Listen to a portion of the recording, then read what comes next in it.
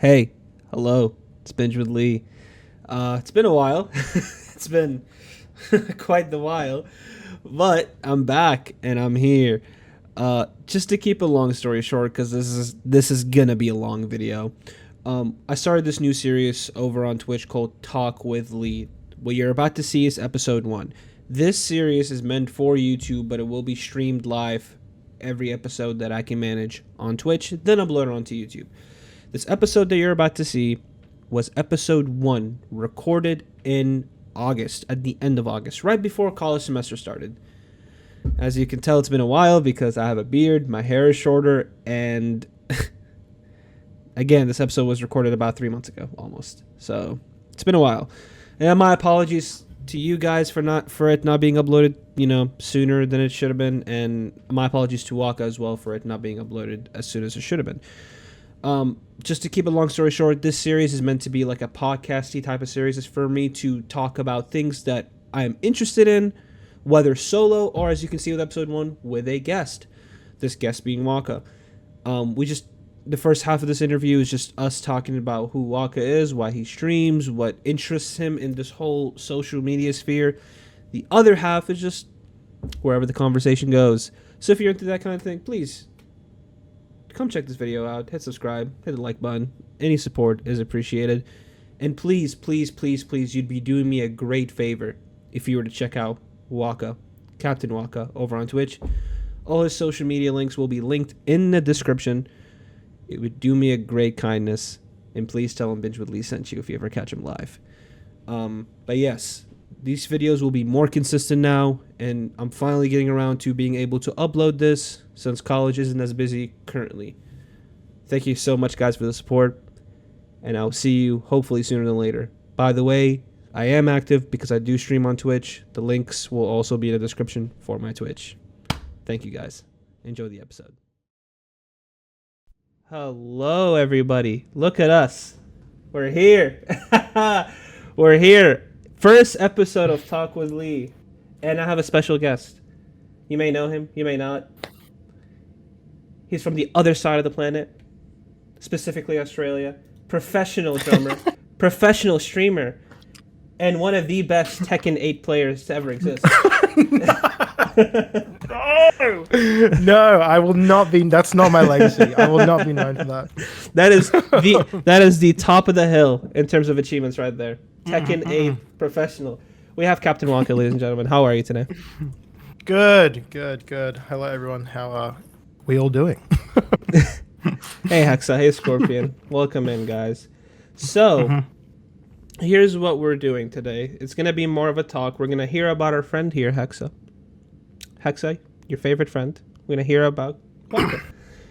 And then we're just going to take the conversation, and it will go whatever place it wants to go, really.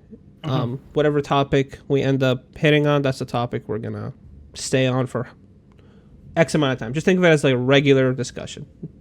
No real structure, but at the same time, there is some structure behind it. He called you his bestie, so there you go. Hexa thinks you're his bestie. Buddy.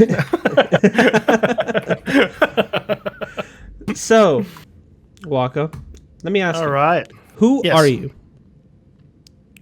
Oh. Who's CaptnWakka? If I were to describe you to somebody, what would I say? You sound like my therapist. How's your week? No. Okay, so from the top. Okay, well, I should do my general greeting like I always do. My name is CaptnWakka. I am currently, at this point in time, a variety game and drum streamer here on Twitch. I have been streaming for 6 years, and that wigs me out thinking about that because so much has happened. Yeah. When you think about how life was 6 years ago to how it is now, like that's, whew, we went through quite a bit. Not even me, just like the world generally. Like I remember, like, I started streaming just before COVID happened. And that was huge. Like that was a really massive thing that just prime time, honestly. Like, yeah, like I know a lot of people that really like took streaming like head on as soon as COVID hit, because obviously you think about wanting to do these things, you're like, oh, I can't because I work too much, and then it gets to a point where the world just kind of stopped.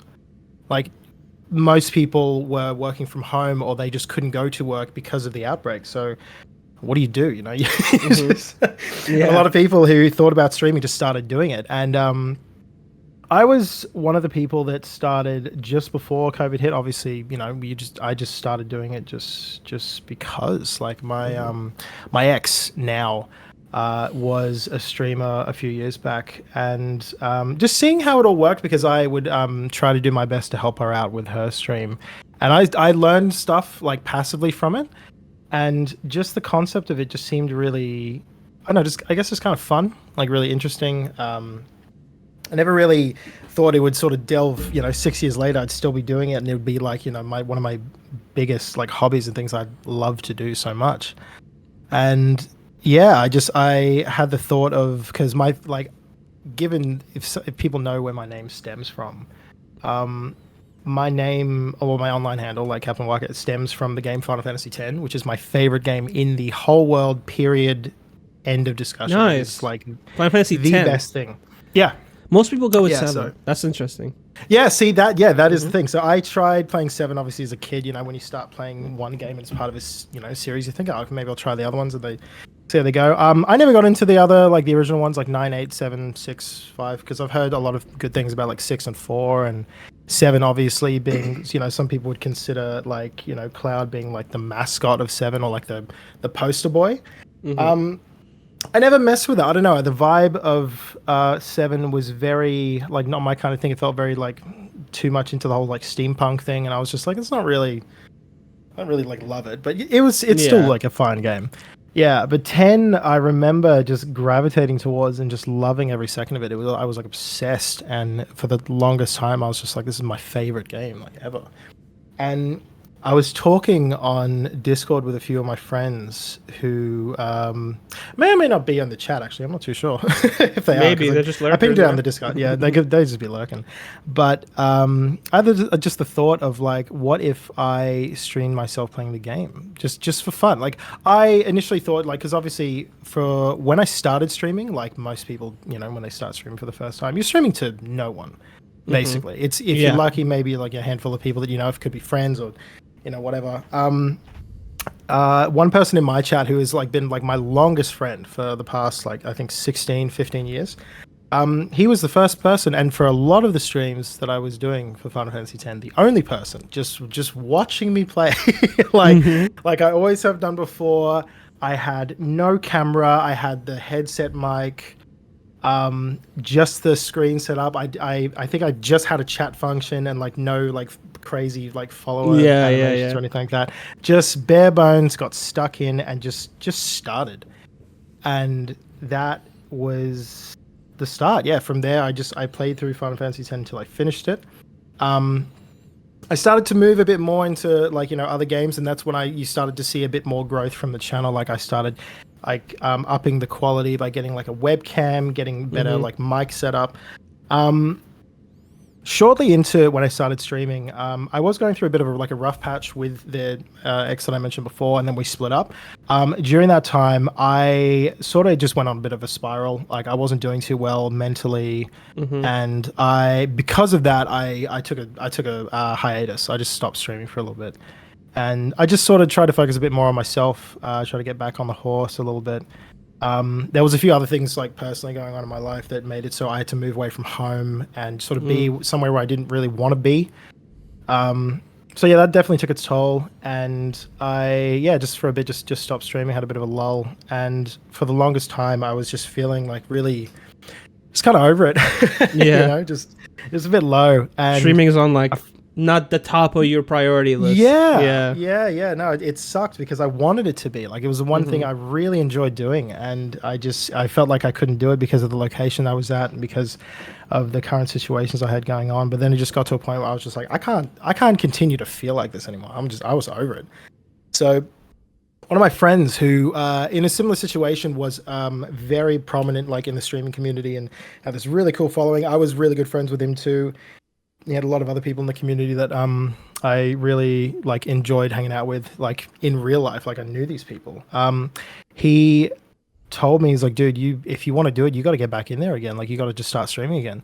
And the first stream I had back in like 8 months of just not streaming, he raided me with like a party of 60 people, which was, Whoa. I could not tell you how he even got 60 people to be there, but he just did raid me out. And it immediately, I don't know, like, I remember that moment so vividly as like the kickback that I needed to really just sort of put everything back into it. I remember just Hmm. ending the stream just feeling so overwhelmed with like just I felt so good. Like, and that was when I knew that like I have to keep doing this. Like, I can't give this up. This is like one of Hmm. the biggest things that I like love doing. It makes me feel like just I feel so lucky as well because over the course of time since then my community has grown to a lot of these people that I didn't even know existed, and now I know them by their real name. I've met these people. Like, I got to have these really cool like interactions with them and get to really just know them better. And over the course of time, like, I've sort of had just little bits and pieces hanging in the background, but as I've sort of developed a bit more of an interest in it and really kicked it in, it started to grow. Obviously, things in the, the back, like that back Hmm. wall there had nothing on it at one point. It was I just mean, hey, blank. I'm still in that Yeah. stage, my friend. There's nothing. This is the most decorating you're gonna see right here. The Yeah. new. No, That's that's about cool. it. That's dope. I respect it. But yeah, I don't know. Like, just yeah, just from there, I kicked off. I came back. I started streaming more. I started streaming more consistently, which was the most useful thing I think for me, and something where every time I get the question asked about like how, like what is I guess the most important thing about streaming to you, and that is being consistent, but consistent in not in the sense of streaming every single day at the exact same time, but keeping a as much of a consistent schedule as you can. Yes. Like, Hmm. just trying to like organizing it like the week before. Like, I always take a second to look at the hours that I'm working out throughout the week and what I'm doing, outside of work. Like, if I've got like personal things on with my partner, with family, or with friends, and just work around it. Just work and try to stick with something that just you can, like, unless that there's some complete horrific accident happens and obviously you can't stream. You just Hmm. you got to work with what you got. But for the most part, if it's going to work, you stick with it and you try to just do it from there. And that's just what that was like my biggest focus, is just working around my schedule with what I can do, when I can stream, when I can't stream, who I can Hmm. stream with, who I can't stream with, and just get it done. And from there, that was what I needed to really just sort of shape the community and, like, I guess who I was as a streamer as well. Like, you play games that you enjoy, but also you eventually segue into games that, like, you might not have ever heard of in playing it for the first time because someone else in your chat has recommended it to you, which is Hmm. what happened when I started playing Cyberpunk. Like, I played on that game on release, and Oh I didn't boy. like it. Yeah, Yeah. I hated it. Like most people did, on release, Hmm. Cyberpunk is rough. A lot of people are aware of the stories behind it. Um, and Yeah, Cyberpunk was yeah, because I played it as well on release. It was not. It was not good.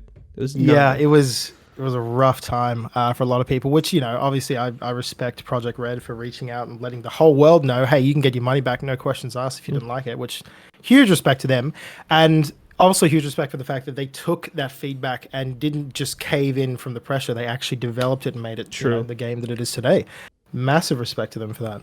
And after a few years of not playing it and not being told, I have another person in my chat who, like, Cyberpunk is like essential to who they are as a person. Like, they live and breathe it, they adore it, they love it, and they Hmm. showed me what it was actually about. Like, a whole other perspective that I never could have known had I just gone into it headfirst by myself.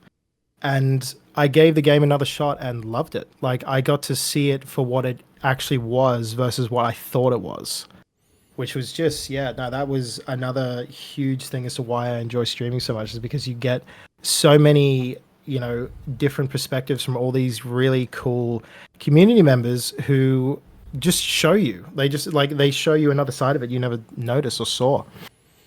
And I think Yeah. that was a really cool just time, just being able to play that and just sort of experience that again.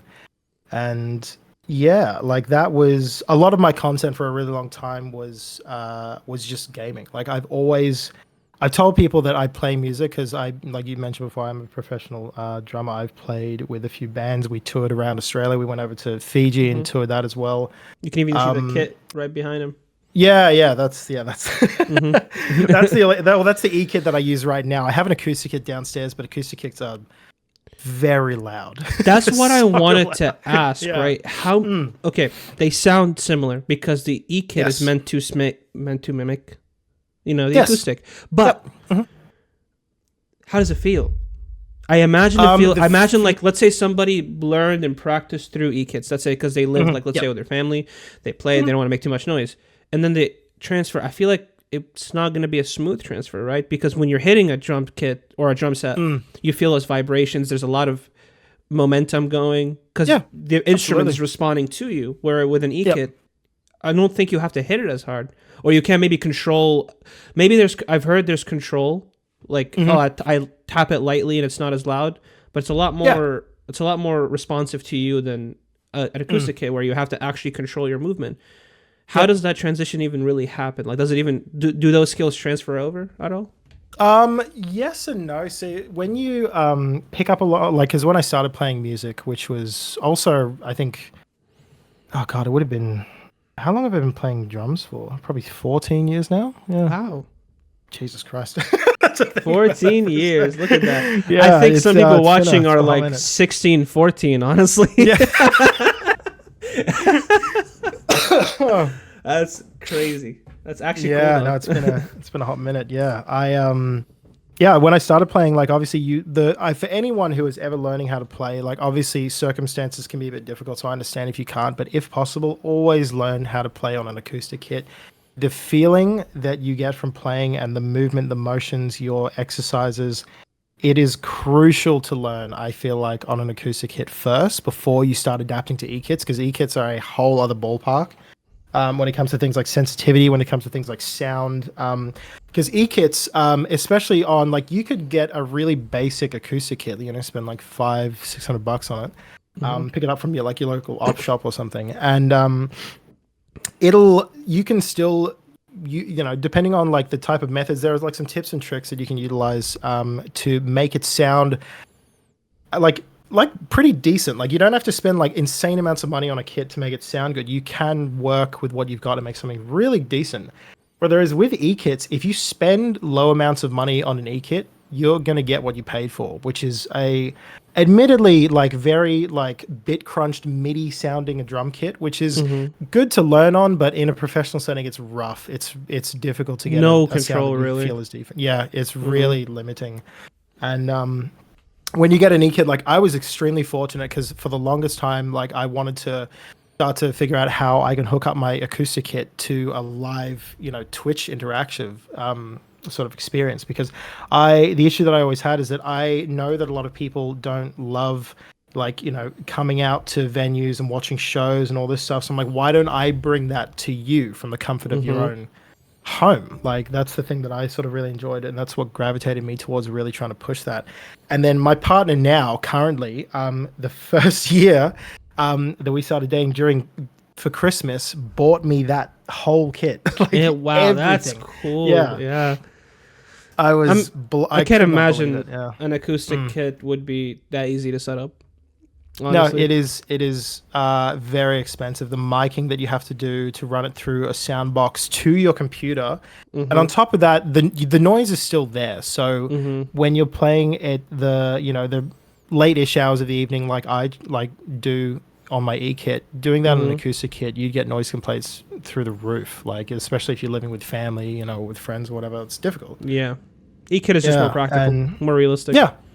Definitely, yeah. And this E-kit, like it was $2,500, so it's very like it's a lot of there's a lot of fine tuning and like sensitivity settings you can work with to really make it sound exactly like you want it to. It comes pre-equipped with a bunch of kits that you can tweak to your own preference. You can add your own. You can take some away. Like it's amazing what you can do with it.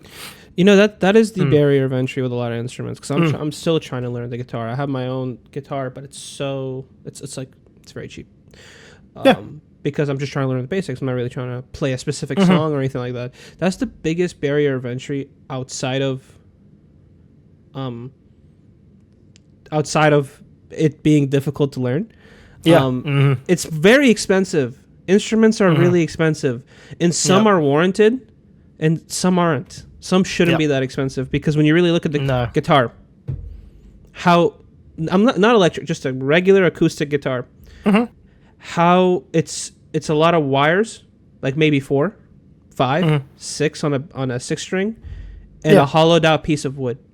Should not be like $500. No, it should not be acoustic. And 500 American too, which I don't know what the conversion would be like into Australian dollars, but it's horrendous. Yeah, our conversion rates are awful. Really bad. Jesus, it is rough. No, but I feel that when you apply logic to it, it does not make sense as to why a hollowed out piece of wood with some strings on it costs $600. Yeah, $750ish. Yeah, that's insane. Yeah. Oh, hashtag not sponsored. Yeah. You really, I mean, he just really likes his drum set, it's a good drum set. I do, yeah, I can't, because Roland, which is the type of drum kit there specifically, they've been kind of like the industry standard for a lot of E-kits of people like getting into them. Other brands have also made other variants which are better, and I think a little bit cheaper too, which is good money-wise, but the Roland sound that you get, especially with some pre-equipped kits, as well as kits that you can download and adapt to, which is the concept of downloading a drum kit, to me, is wild. Like that. Crazy. I'm gonna just download this kit real quick. I'll be back in like 2 seconds. Like that to me is insane. Like saying that out loud sounds weird, but that's how it works. Like you get these really like prominent drummers in the community who have spent time in studio making their own kits for you to download and try yourself. That is very crazy to me. Like just the fact that you can just do that. Yeah. I mean, okay. Then let me ask you this. Because a lot of music has been going in a weird direction, and I feel like it's almost like, and specifically the actual beat of music, not the vocals. In the sense that, well, it's been going that direction, and recently it's been kind of pushing back, but still going in that direction where we used to need people to know how to play instruments, certain instruments, some more important than others, but now we're snares, hi-hats. We're trying our best to mimic those very real, raw sounds into whatever virtual studio we're using. Funnily enough, a lot of people are kind of moving back from that and learning those instruments, but at the same time, there's never been a bigger push to remove the instrument and really just... It makes sense. You're an up-and-coming artist, so you want to do a certain genre, but you can sing. You really don't have the money or time to learn an instrument. I get it. But I feel like no matter how, or this is maybe just boomer talk, right? No matter how great this technology gets, there's something about a live performance with live instruments that's going to feel different. And I think it's mostly that imperfection of a player, because you're not as perfect as a machine. You're not going to mimic that same sound 3 times, the exact same tone, exact same volume, exact same... hit every single time. Is that imperfection that makes it... Nirvana is the best example. Nirvana was anything but perfect. Absolutely. The vocals of Kurt Cobain were just all over the place, but that's what made him better. He's not like a mastermind of music or lyrics like a lot of people paint him. Now he is good, but he's not Picasso of music, right? That's not him. No, of course not. No, he's so imperfect, which made him so much better than who was playing at the time. And I think that's what's not going to be able to be mimicked by software. Is the fact that drummers or guitarists or bassists are all human. Yeah. I mean that is... It's weird. Like, it's a weird relationship. Yeah.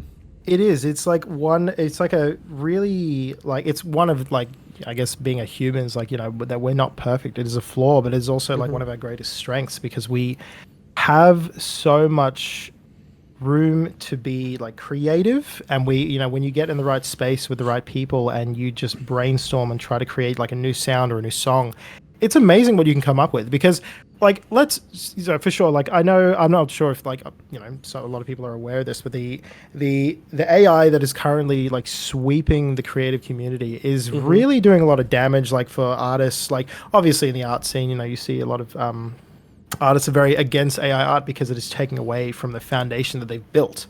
Like the AI is just sort of coming in and like sort of carbon copying just everything that they've worked towards and created. And the same thing reflects towards musicians too. Like you get AI artists that are just, causing a lot of damage. And it is like a lot of people have just made, they've made like kind of a fairly large concern about whether AI is going to start just taking over the music industry altogether. The AI as a whole, it is a program that has to learn off of something. So there's no way it can just continue to learn off of like us, because then it'll get to a point where there's nothing left to learn. It knows everything. Exactly. And then it's just going to regurgitate this, it's not going to be able to create anything. It can't come up with anything new. It has to copy and reproduce the same thing, which is why I think as, where it stands where we are, we're never going to be able to be replaced. Like we are always going to have a way that we can be creative and make something new and work on something really, unique and interesting and fun and bring it to the table. I mean, that's the same thing with any genre of music. It had to have been made once. There was the first person who ever started it, really, and then just went from there. I mean, yeah, it's really weird with AI, but AI, okay, I love it and I hate it. I love it in the sense that it could it should be a tool and not a replacement of something. So, like, for example, I don't know how lawyers work in Australia, but a big part of being a lawyer in the U.S., the bulk of being a lawyer in the U.S. is a portion we call discovery, which is right before trial, or could be done during trial if you get new evidence, where you get, and I'm not kidding, you get thousands of documents filled to the boxes that a human has to sift through and find inconsistency, especially if you're a defense lawyer. Inconsistencies, differences, something to support your case. Not only is that time consuming, but it's expensive for the client, and it's also you're a human. You're gonna get tired. You're gonna miss something. AI is not gonna get tired. AI doesn't need a break. AI won't make a mistake. If you're reading words, it takes you a week to sift through these words and really tell a difference. You take something that takes weeks into a couple hours. It's efficient for the firm. It's efficient for the client. It's efficient for everybody. That's where I kind of like AI.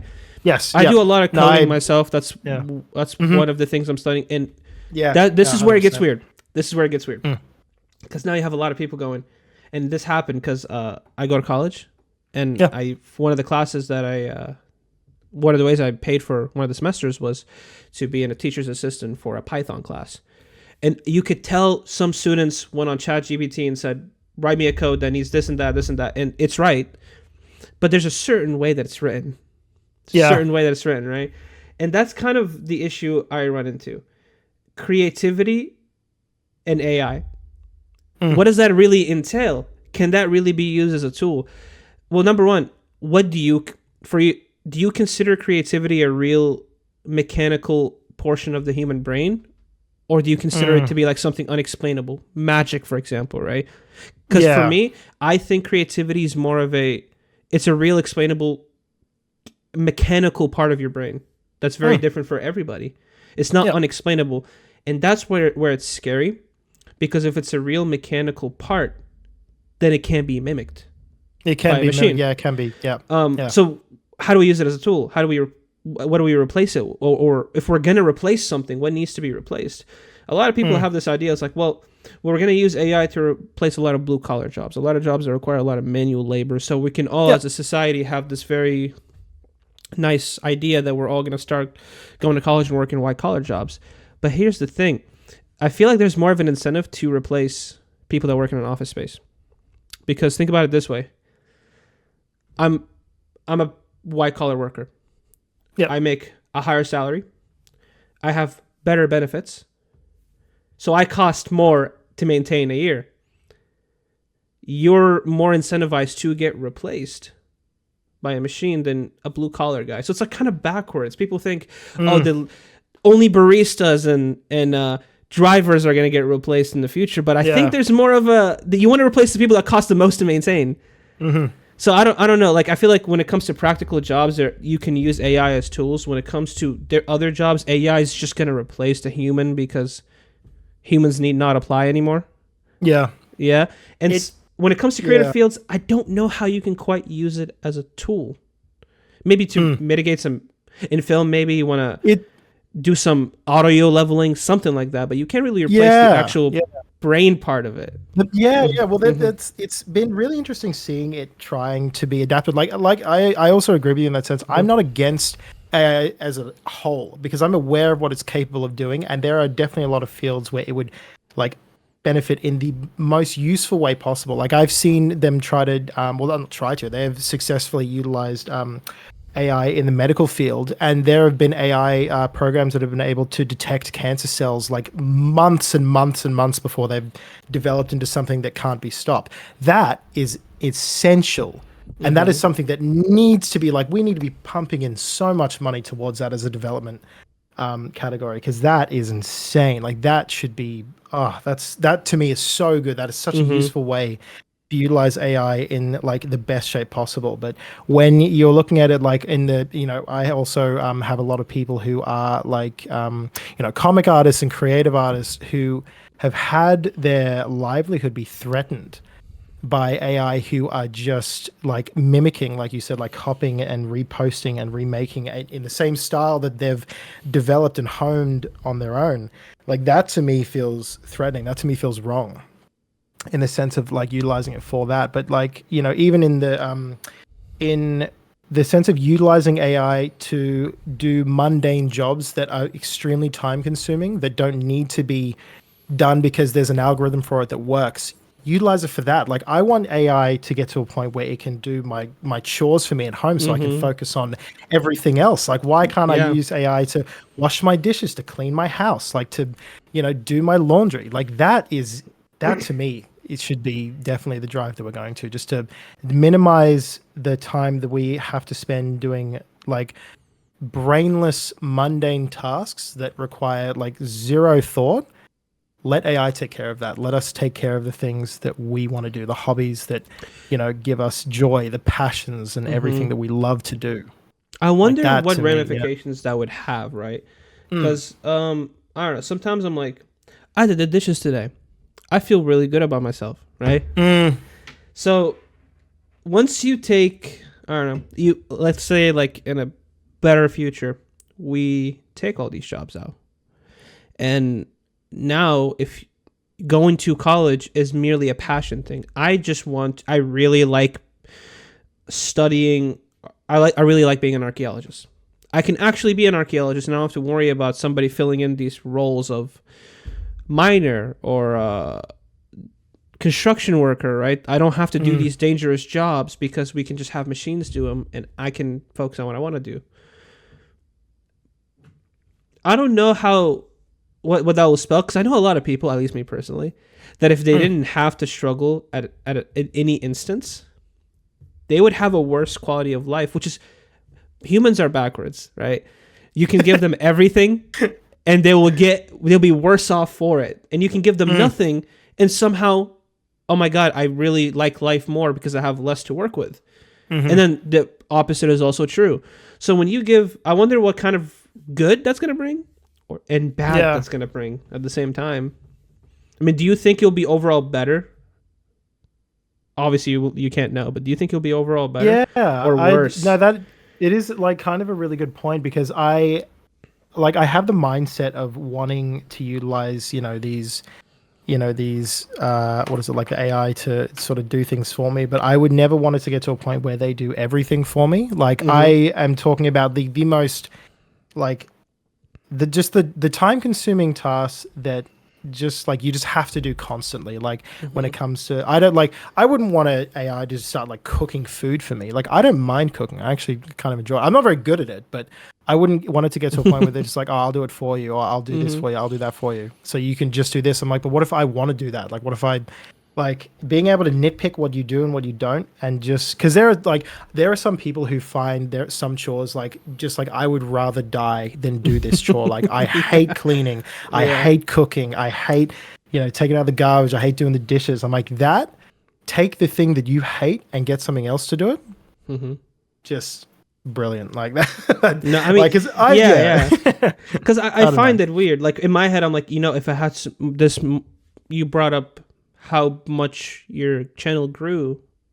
comparatively to before, when you had more of a consistency, more of a schedule. Yep. And even if it wasn't really a schedule, you announce what you were going to do before you did it a week ahead. I don't have that time luxury, sadly. And like, I want to do it because a lot of the time there's a lot of people that like showing up, but it's too spontaneous. Yeah. And that's my fault. I mean, I'm the one who's clicking live, right? So I can't really blame anybody for that. And I'm always like, if I had X amount of hours extra in a day, or I didn't have to do this, and instead I focused on doing streaming, I could be, quotes, a better streamer, whatever that would mean, right? But I think where some people have something to do in their extra time, some people believe they don't have extra time, when in reality, they're just not making use of their time. And I say that's probably me as well. That's probably me as well, in a sense. I'm not really making use of my time as efficiently as I could. Yeah. It's weird. It's a weird relationship people have with what they want to do versus what they should do, and balancing that part out in your brain. Because sometimes you end up justifying things to yourself that, you know, you're like, okay, this is the right thing, and it's really not. You could be using your time a lot better. You could be doing a lot more in a day that would be more productive, but it's weird. That's, like I said, we're complex for a reason. And I think that's a good way. That's a good reason why these conversations should happen, because a lot of people end up talking to other people with opposing ideas, and it ends up being like, I see you as not the person I'm talking to. I see you as the idea that I disagree with. So like the conversation we're having right now could be offensive to somebody, because they might see it as, well, I don't have that motivation in a day, so they're basically attacking me. Yeah, you know what I mean? I guess, it's really important to just make sure that you separate the person, because we're not attacking anyone. This is just no, exactly. Not at all. Because and that's the thing. You have to see the idea as just that, the idea. It's very easy for me to disagree with you on whatever topic. Usually it's politics, right? But on whatever topic, and say, I disagree with you and you are wrong and you are this and that, because I'm not looking at you as Wakka. I'm looking at you as that idea. So now I hate you alongside the idea, because you are that idea, you know? And it's weird. It's weird. And that ends up being very destructive to a conversation, and very destructive to a group of people. I mean, it's not, people like to point to the U.S., right, for all the divide we have going on, but I feel like it's been a global phenomenon, really, more than ever. Well, when we have we have a lot of ways that we can sort of share, like, you know, our opinions now. We've got so much free social media platforms that people jump on and they start hashtagging, spreading words out, talking this and that, like spreading you know, misinformation and stuff like that. It is insane how quickly information can spread, how it can be just, like, you know, misconceived or misunderstood, and then just spread that misinformation further out. Like it is, like, seeing it recently, especially with all the controversy that's been happening with the Olympic Games, has really made me realize that silly. Like, it's some of it is crazy silly. how fast. Some of it is insane. Like it's really ridiculous how fast information can be spread, misunderstood, and then spread the wrong information in the span of like minutes. Honestly, like it just it's like a wave that you just can't see or stop or do anything about. It's crazy. Yeah, it's weird, because I feel like the misinformation sometimes, it isn't the fact that it's misinformation, it's the fact that I like the sound of it, so I'm going to run with it. And if I get put in a corner, I can just throw my hands up and say, well, I didn't know. I'm not the one who created the information. I just listened to what I thought was a reliable source. Yeah, it's weird. And I think it's, a lot of the problems are silly, honestly, today. I feel like people, and this is an issue you will only find relevant in 2020, in the past 20 years. Because you will never find another piece of time in human history where this issue was a thing. People worry about what others do all the time. That's never been a thing before outside of your immediate circle, because now we're more connected than ever. So now we're so worried about what this group of people 8,000 miles away is doing, when it has zero effect on you, whether what they're doing is good or bad. It's now people know exactly what we're doing, because people put everything online, and now even though our lives, maybe our quality of lives are generally better, we're so worried about things we disagree with that aren't even like right here. It has nothing to do with it. It's such a you tell this to somebody 300 years ago and they'll have a stroke. Yeah, no, they will simply disintegrate on the spot. They will not be able to comprehend it. It's crazy. If I tell you, hey, if I tell an American, hey, the English people that they used to own you as a 13 colonies 100 years ago, they're doing this, and I don't like it. I'm gonna look weird because they're all the way over there. By the time I get a message from them, that's 3 weeks old. Now I can just pick up the phone. Like right here, we're talking right now, and you're like 12 hours ahead of me or 14 hours ahead of me. It's insane. It's really insane. No, it is. Yeah, it's the time period that we live in where it is just like everyone has like the greatest source of information in the world sits in your pocket at any given time, and you can pull it out and look for anything at any given time for any reason, and usually get results back straight away. Like whether they're true or not, I'm not even sure. It could be a subjective topic, so there is no right or wrong, but you still can find like these rabbit holes of information and just dive as far down as you'd like for as long as you'd want to. Oh, it is, yeah. It's weird. But it's important, I think, to remember to like not spend too much time down there. Exactly. Yeah. There are some rabbit holes you can get stuck in, and they're really difficult to get out of, and then they can actually like affect your general everyday, like going out doing things. You feel like there's been a lot of especially like subjective topics, which you can't be right or wrong about. It's just how you feel. But because some people feel really passionately about certain topics, they let it ruin their day if they are getting, if they're just on like the minority of the side of the conversation where they just don't agree, whether the vast majority do. I feel like it can really sort of just bring everything to a halt. I was a kid once online, and I felt kind of like, oh, I'm in the minority of this thought process. Therefore, I feel like I'm victimized now. I feel the entire world is against me now. So therefore, I'm gonna engage this conversation as, and if anybody brings up the opposite side, I'm gonna assume they're attacking me, and this isn't gonna be a discussion. I am going to fight for my idea. It's odd. Okay, well, this conversation, or what you just brought up about how people get so into a rabbit hole or a topic, they start really getting emotionally invested in it. And I don't know if you are familiar with I think it's CGP. It's a channel. He's a content creator, and he made this video called 7 Ways to Maximize Misery.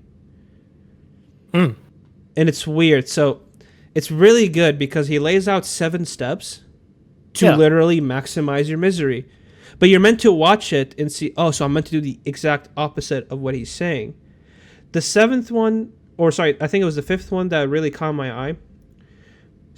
Let the screen be glued to you 24/7. Fall asleep while looking at the screen, and wake up immediately looking at the screen, your phone.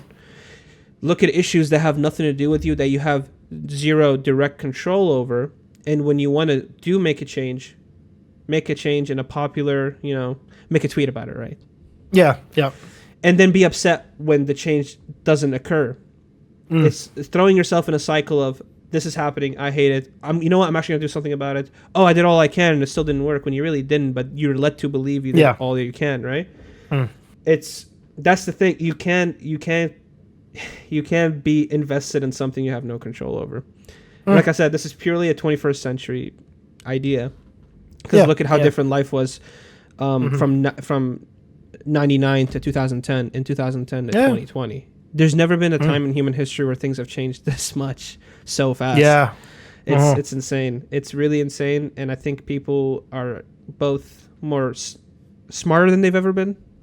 Yeah. But also dumber than they've ever been. It's quite ironic, considering, like you said, you have the entire world's knowledge in your pocket at all times, accessible with just a search away. And it's weird. Yep. It's really weird. Yeah, it's really like, it's just gotten to a point now where I feel like a lot of people would rather, choose the narrative that fits with them as a person rather than just accepting what is the truth of a subject. Like, and this is completely on topics that are like, objective. Like, there's no way that it can either be, right. There's no right or wrong. No, there is a right and a wrong on this. You've just chosen to pick a side that you like better than the other because you don't want to, you don't want to, accept that truth. You can say water is good for you, and somebody will have something to say about it. Yeah, someone out there. Somewhere. There's definitely someone who's just like, I'm going to give you 4 reasons why water is bad for you. Oh, yeah, And this isn't my own. I just made these up. For example, I play because I was doing some research on e-kits, right? So surprised to find this little community exists. What I'm about to tell you what this community is. If you're streaming on Twitch and you play e-kits, are you even really a drummer? Because you're not really hitting instruments. I'm like, how can you make something how can you make such a non-issue into a big group now where people are like, no, this is drumming. No, this is not drumming. This is fake. It's like, you have too much time on your hands. The initial argument from that actually stems so far, like before like people drumming on Twitch was even a thing. The issue that a lot of people had with e-kits is because the way that sounds are created through the kit is through a trigger on the bottom of the pad. People thought that you were cheating because some people could manipulate the trigger to play. Like if you did 1 kick with your foot, you could trigger it to make it do 2 instead of 1. So you had to. It requires less effort for you to hit it to get the second sound. So people were able to pump out these ridiculously fast beats with minimal effort. So a lot of people were like, oh, that's cheating because you're not actually playing it. They extended that further to the e-kit as a whole and then brought that over to Twitch. So now there is this actual, I'm very familiar with that side of the drumming community to think that using e-kit is like cheating or not actual real drumming when there are a lot of people who use e-kits just at their base model. They don't tweak it. They don't try to mess with it. They just use it for what it is. And you still have to hit everything on time to make the sound. Like it's just it's crazy to me that there's people that actually think like that. And they're really passionate. From what I see, they're really very passionate. Yeah, they will die on that hill. They will refuse to surrender. Yeah. So tell us about your Tekken history. Because we did establish that you are a professional Tekken player. We need to any tips for the audience. Okay. Yeah. No. When I was 6 years old, I remember walking into my first arcade, and I remember the CEO of Tekken was there playing Tekken 3 on the arcade. And I went up to him and I said, "Can I have a turn?" And he said, "No." And then he down forward 2'd me into the ground. What? And how old were you? I was 6. It was the first lesson I ever learned about Tekken. No mercy. Awesome. No mercy. Yeah. You know what? Listen, I tried to get into Tekken, and I gravitated more towards Street Fighter. Because here's the thing: I look at Mortal Kombat as its own thing, and then I look at Tekken and Street Fighter as 2 things that are in their own category, and then I look at every other fighting game as its own thing. So it's 3 categories: Mortal Kombat, Tekken, Street Fighter, and then everything else. Everything else, yeah. That's so weird. Fair. That's how Tekken and Street Fighter feel like the most similar to each other. Mortal Kombat feels like it's its own thing in terms of like the content you're getting, aside from 1v1 fighting, right? Everything else is just everything else. I can't really categorize it because I don't have the knowledge on it really. I'm sort of the same. Like, for those of you in the chat who didn't understand, that was a joke. I'm not a professional Tekken fan. I don't want people to think that I actually am. I've dabbled with fighting games obviously in the past. I enjoy them, but I've never like gotten to a point where I'm just like I've always had the thought, because I enjoy playing Tekken. I just picked up Tekken 8 recently. It's a blast. If anyone has ever thought about playing Tekken 8 is, I cannot stress enough, if you want to learn how to, if you want to start playing Tekken, start with 8. 8 is probably, I'd say, arguably the best it's ever been. It's really polished. There's a lot of maneuver. Like, there's a lot of room to grow as a fighter. There's a lot of fighting styles you can choose from. Obviously, a lot of characters with more, like, they're pumping these out like crazy. There's so many characters on the horizon that they're going to start bringing out. But I think Tekken 8 is really coming to its own. There's it gives a lot of new players room to really capitalize on like how fighting game mechanics even work, how to start, what they mean. The community is really helpful. They're always happy to tell you about certain characters, their pros and cons, how their mechanics work, what they're why they're good, why they're bad. And obviously, with every update that comes out, they always, there's a lot of the professionals out there that will do a stream as soon as the update comes out and tells you everything that came out. There's moves that were changed, so the frames are different. I'm getting into the technicals, but the point is that you're just so into it. You know what I mean? Yeah, because I've been playing for so long. No, honest. I mean, the reason why I picked Tekken as the joke is because the one stream I've seen you talk about Tekken, you sounded like you really enjoyed it more than like, oh, I just like this fighting game. You know, it sounded like you were actually at least at the cusp of getting into it more heavily than the average casual fan who boots it up and plays it. Yeah, I mean, I would go as far to say, and this is just like, I know there's some people that might, stand with me on this one, but I respect the people that don't. I think Tekken is currently the best fighting game out. I think I would agree with you. Mortal Kombat. Yeah, I think it trumps Street Fighter.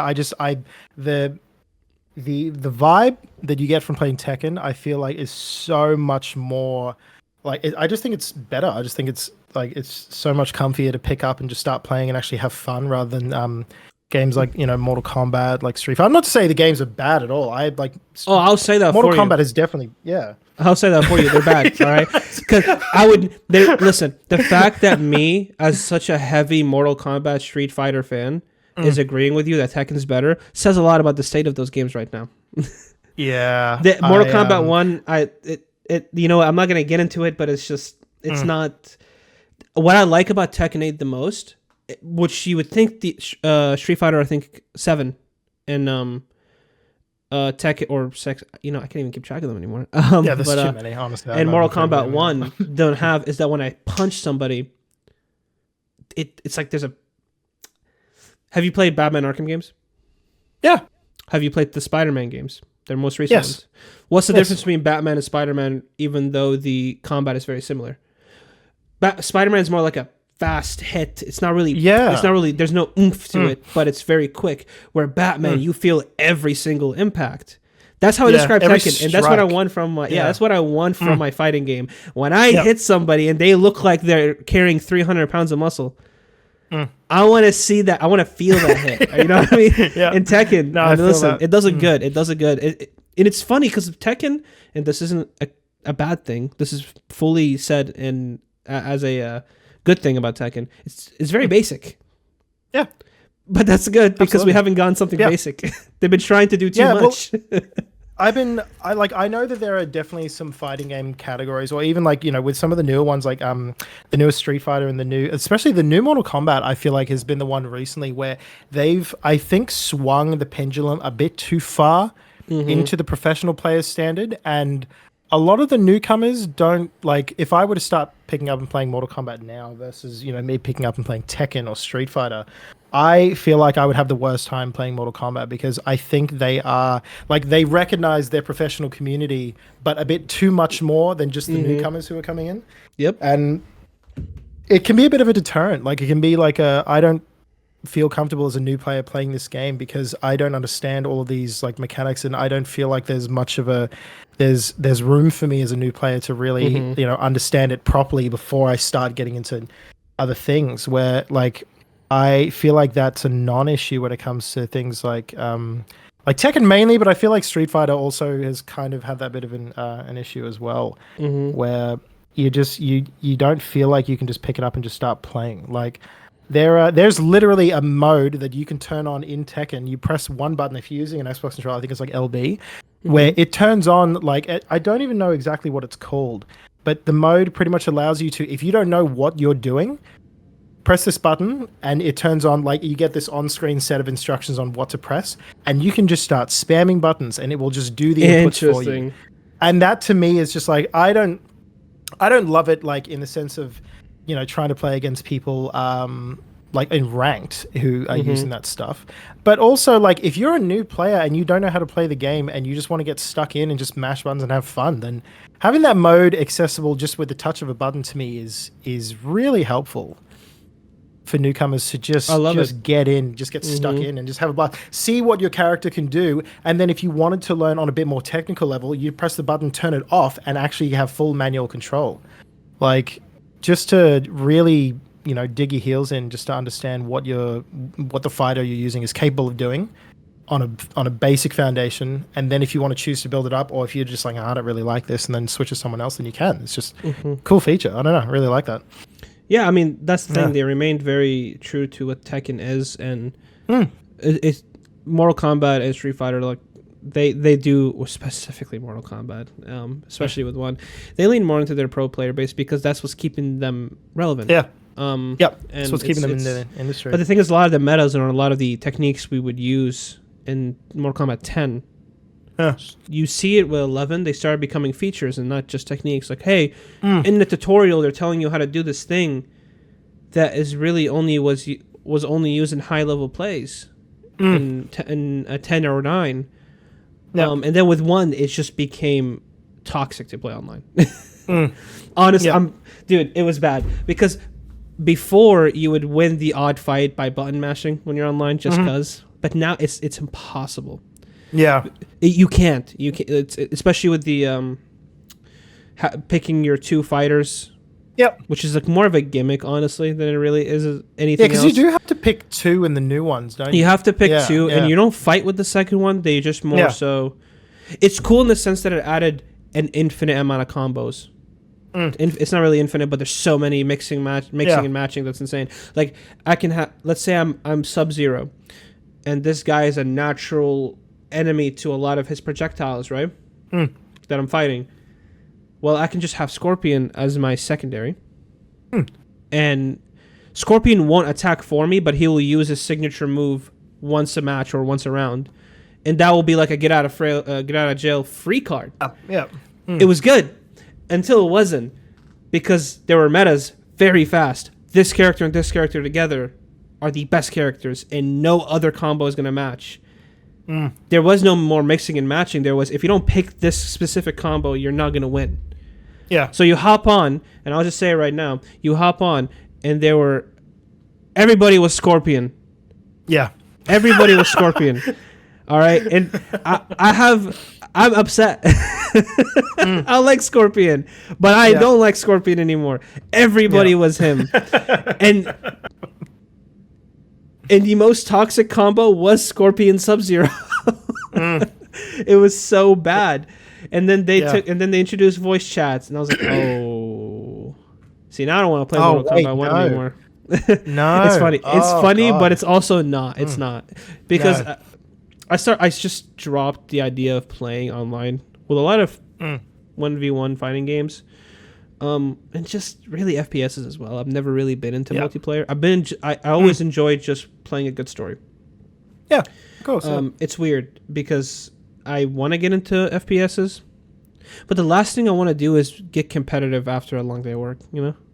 Yeah, no, that's very fair. Yeah. I don't know, like, all respect to pro players, I don't know how they will sit and play ranked, like Tekken, Street Fighter, Mortal Kombat, whatever. They'll sit and play ranked for hours and hours and hours and hours and hours at a time. They'll rock like, anywhere between like 4 to 6 hours straight. Insane. I can't do it. Like, I can't. No, I did it for like 3 hours when I was playing. Like when I started playing Tekken, like last week or the week before, I picked it up, started playing like just like. They have like casual online and they're ranked online, and casual online is just pick a fighter and just do whatever you want. I started playing ranked online, and like after like an hour, I was like sweating. I was done. like physically and mentally, I was just locked in, like trying really hard, and I was like, how do you do this? Like, I'm so anxious trying to win these matches, get my rank up. This digital rank that does not affect my life any way, shape, or form. This is now the most important thing in the world to me. Oh, no, tell me about it. It didn't happen to me, and I didn't really care about multiplayer FPS in general until COVID hit. Yeah. And Warzone came out. Amazing. I'm telling you, amazing timing. It's insane. Everybody's at home, and now Call of Duty has an insane Battle Royale, which they had with Blackout, but not as many people played that. And it was free. You don't have to buy it. So I was like, I don't really care. I only buy Call of Duties for story. I'm wasting my money to begin with. They're not even that long. So it's like, I'm not going to do it. And I was like, it's free. Let me try it. Mistakes were made, man. I got so addicted to Warzone. That was like one of the first times in my life where I genuinely sat down and played an FPS. Competitively. When I say competitively, I don't even mean just ranked. I mean just hopping on a casual match. Because it's the loop for me. It's the loop that gets so boring. Like I know some people who play Apex, and Apex is very fun, but they've been playing it since the release. Yeah. And yeah. I can't keep playing the same. I get bored of like very interesting game Minecraft. Inherently, how do you get bored of that game? But I get bored because it's I'm the same. And yeah, I mean that's just kind of stems towards me more so as a person rather than the actual game, because I have never been one to sit and play like creative survival games or just survival games just generally as a whole. I have to play them with people because I will not play it on my own. I just can't do it.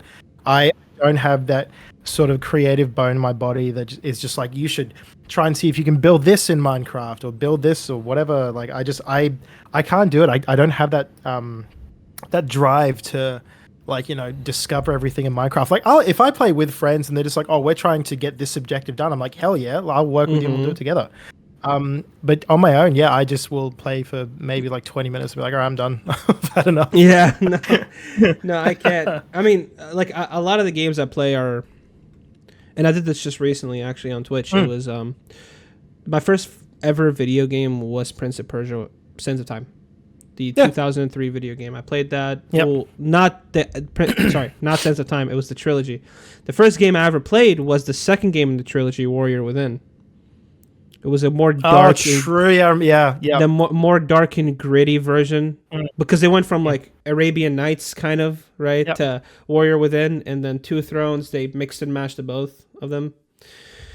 It's weird because that first gaming experience defined how I view gaming forever. No matter how good of it, and funnily enough, Warrior Within is considered the weakest one of the trilogy by a lot of people. To me, it's my favorite game of all time. Yeah. Of all time. No other game has ever come close, and it will never, not because they're not good. They weren't there when I was 5 years old, right? Exactly. No, then nothing sort of hits better than that first, you know, that game that you just gravitate towards and you consistently enjoy. Every time you come back and play it, it's just as good. Yeah. Yeah. And that kind of shaped how I viewed games forever, because now I will get so bored of playing Apex. But I'll hop on Witcher 3 again for the 15th time. And I will do the exact same quests. And I know exactly how they're going to play out. And I'm still having the time of my life. It's awesome. Yeah.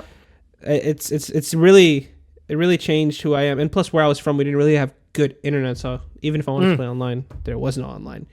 So it completely changed me, because a lot of people are like, you're playing Witcher 3 again, or you're playing I just replayed the Tomb Raider trilogy. You're playing that again? I'm like, yeah, it's fun. I just like sitting down and listening to a good story and seeing a character grow throughout it, like a trilogy or just a game. Yeah, yeah. And to me, that's satisfying enough to keep playing. But if I'm the routine of leveling up a character and competing with other people, I see the appeal, and I felt the appeal. Because, oh my God, look, I press tab and I look at the scoreboard and I'm number 1, and all of these other people are real. I am winning. Yeah. I'm doing something great here, because they all have consoles or PCs, and they're all playing for maybe longer than me, and I'm number 1 currently. And then you get that feeling once, and it pushes you, like, I'm gonna play the crap out of this. I'm gonna get so good. And then the very next match, you get then the very next, you just get rinsed. And then all that talk you were doing about how you're gonna put 100 hours into that game, gone. I'm never gonna turn it on again. It's really weird, but it's sobering as well, you know. Yeah. No, it is. It can be very humbling to just sort of remember that, like, but also like it's a bit of a crux, because I get into that same mindset. Like this is the most noticeable thing I started doing when I started playing Tekken. I jump, even the casual online games, I would, you know, respect it if I lost. I respected it if I won. I was always trying to be as humble as I could. The second I stepped onto like ranked, and I was like noticing that I was doing, you know, fairly well, I was winning games consistently, it gets you in a mood of, you know, feel good.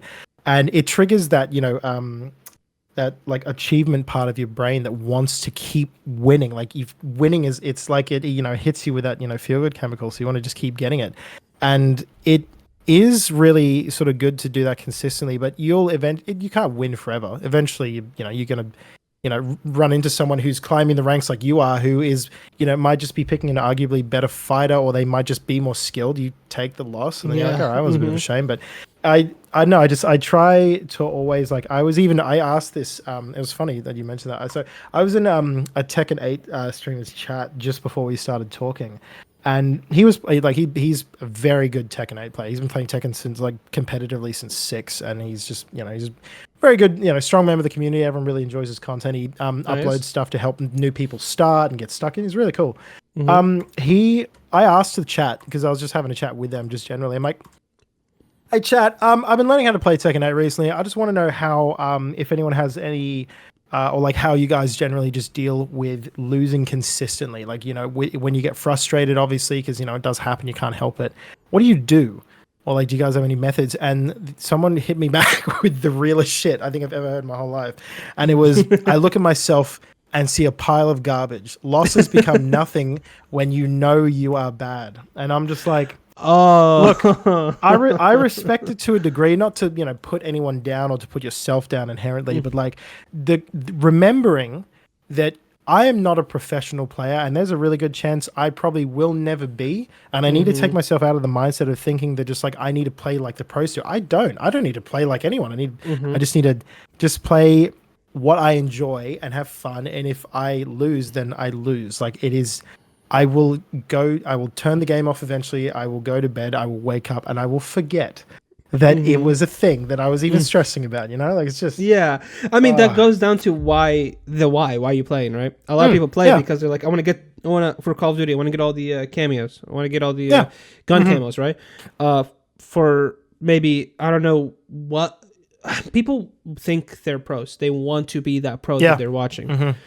But at the same time, if you ask them, do you want to be number one in the world? Oh, no. But they're playing like they want to be that number one. So they get to a point where once they realize they can't, they'll drop the game. So I think it's more so of a reason of why are you playing it? And once you establish that, you'll have a much better time playing the game. Because if I sit down with myself and realistically say, like you did, I want to play this game. I have no intention of being the best. I just want to have a good time for whatever reason, right? There's a goal that I want to hit, and that's it. It's not that high, but it's somewhere in between. Yeah, you'll have a lot more fun.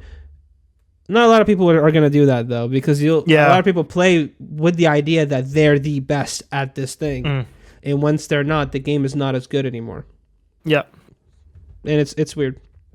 I don't know. Yeah, I think it's more prevalent in fighting communities than all the FPS communities. Of course, no, the fighting community, I think definitely, because obviously they hold these grand scale tourneys that reel in millions of dollars. And they get the best of the best in the world to come and compete. And there is one person specifically in my community who has been to Evo and competed there. And he has been playing Tekken for, like he comes on, like when I was doing like I played like casual online matches. I made a little room and I got all the people in the chat to come through. He came in and consistently just mopped the floor with all of us. Like, and to his respect, obviously he was going to do that. He's been professionally playing for years now, so he knows the game better than we do. He has a fight stick. He understands the mechanics, the movement. He spent easily 2,500 hours playing Tekken. Like he knows the stuff inside and out. And like to him, he was competing with the best. Like when you go to Evo, you're competing with really good players. So like he always said, it's really important to always remember just to if you're not playing like bad. Like if you lose against another professional player, it's just you're playing a good match. You brought the best that you could to the table. They just played a better match than you, and that's fine. Like you're gonna get matches consistently. Like the amount of times these professional players have had their ass handed to them by other professional players. By other professional players, like learning how to play, you are going to get your ass whooped over and over again. But it is not how it. You just, if you want to keep playing, you keep playing. You're like, all right, well, I lost. That's fine. It's not going to be like that's just it. Oh, I lost. I can never play again. You just, accept the loss for what it is. I started becoming more humble the moment I started playing, and this was like this is like a couple 2 months ago. When I started playing chess.com. Oh, yeah. Because I haven't played chess since I was like maybe single digits, like a little kid. Oh, my God, the disrespect, man. I've never been so disrespected in my life in terms of losing that many times in a row. It's that I feel like specifically with chess, the skill gap is so much more visualized to you. Yeah. That you're like, oh, my God, this was a tough fought battle. I'm actually really good at this game. And then you watch a grandmaster play and you're like, Yeah. I'm not good. I was never Yeah. and those grandmasters are getting their ass handed to them by other grandmasters. And it's so cool how they just look at the board. And I saw like 2 grandmasters playing, and one of them was like in a really bad situation. This other grandmaster's walking by. He looks at the board for like 3 seconds and is like, oh, damn, he's in a really bad situation, and then walks away. I'm like, how do you know? How do you know that? 3 seconds. That's it. 3 seconds. It's crazy. Their brains work. Their brains work differently. They're not human. Yeah. Well, I mean, the countless amount of hours that they've spent studying the game, understanding like the movements. I know there are certain movements you can do that have certain names. Like they have the the so and so where you move up 3, move horse here, like pawn. Like the terminology is it's like any competitive game. Where you are versing another person to win the game. Like it like like Tekken, like Street Fighter, you're essentially fighting the other person. The controls are just different. That's basically it. Yeah. Well, I asked you, and you that was going to be one of the questions, and you're a really good guest because you basically answered the questions in the exact order I was going to ask them without me even asking them. But you made it clear what streaming meant to you and why you did it and why you continue to do it. Yeah. But let me ask you, with all these things in mind, what do you hope to achieve? What's the goal? Why From streaming? Yes. Or streaming and playing the drums on stream. Maybe it's not specific to streaming. But what's like? What are we gunning for? I mean, you might not have a specific goal, but I guess where do you imagine this ending up for you? Yeah, no, that is definitely something that has weighed on my mind pretty heavily. I'd say fairly recently, like when you start to really like, especially for me, like my community has been growing at a really like ever since I started doing like drum streams and that I noticed it's been growing a lot quicker than I could have anticipated. Like it's been a thought that constantly floats through my mind because when anyone starts streaming or they have the idea of streaming, there are a lot of people who initially think, God, how cool would it be to stream full time, to do this for a job, to live, like, to just stream and that's how you get your income.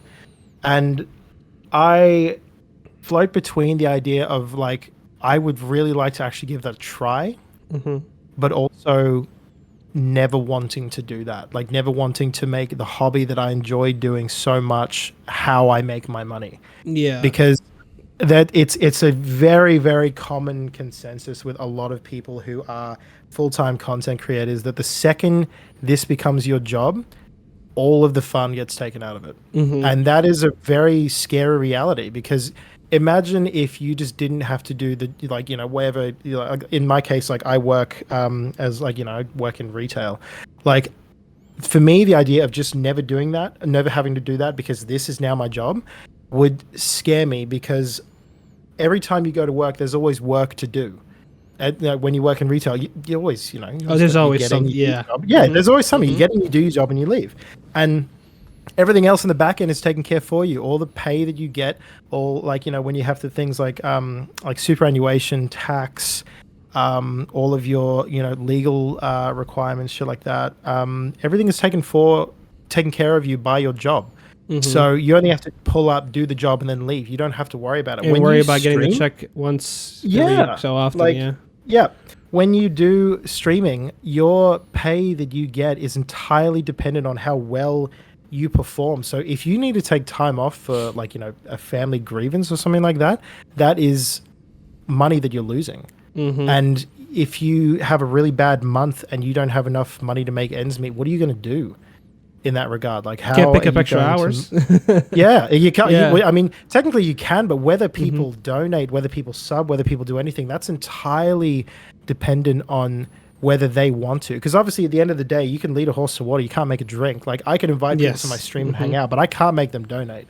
And I wouldn't want them to anyway. It feels weird like when people are just like, oh, make sure to sub, or we got to hit that sub goal by the end of the stream. I'm like, I don't want to ever be like that. That terrifies me. It feels weird. Yeah, it feels like because what you're not asking them to watch, and they're watching out of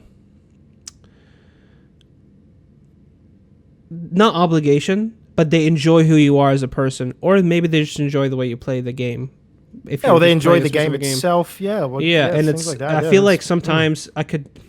So many streamers that do that. They say, and this isn't like dogging on them or anything. No, of course, yeah. But obviously, there's objective reality where the streamers are like, "How come you haven't given me money?" Yeah.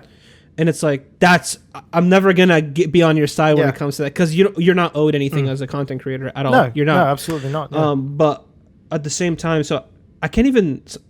I've played around with the idea of like, oh, here's a sub goal right here. If we hit this goal, I will do this.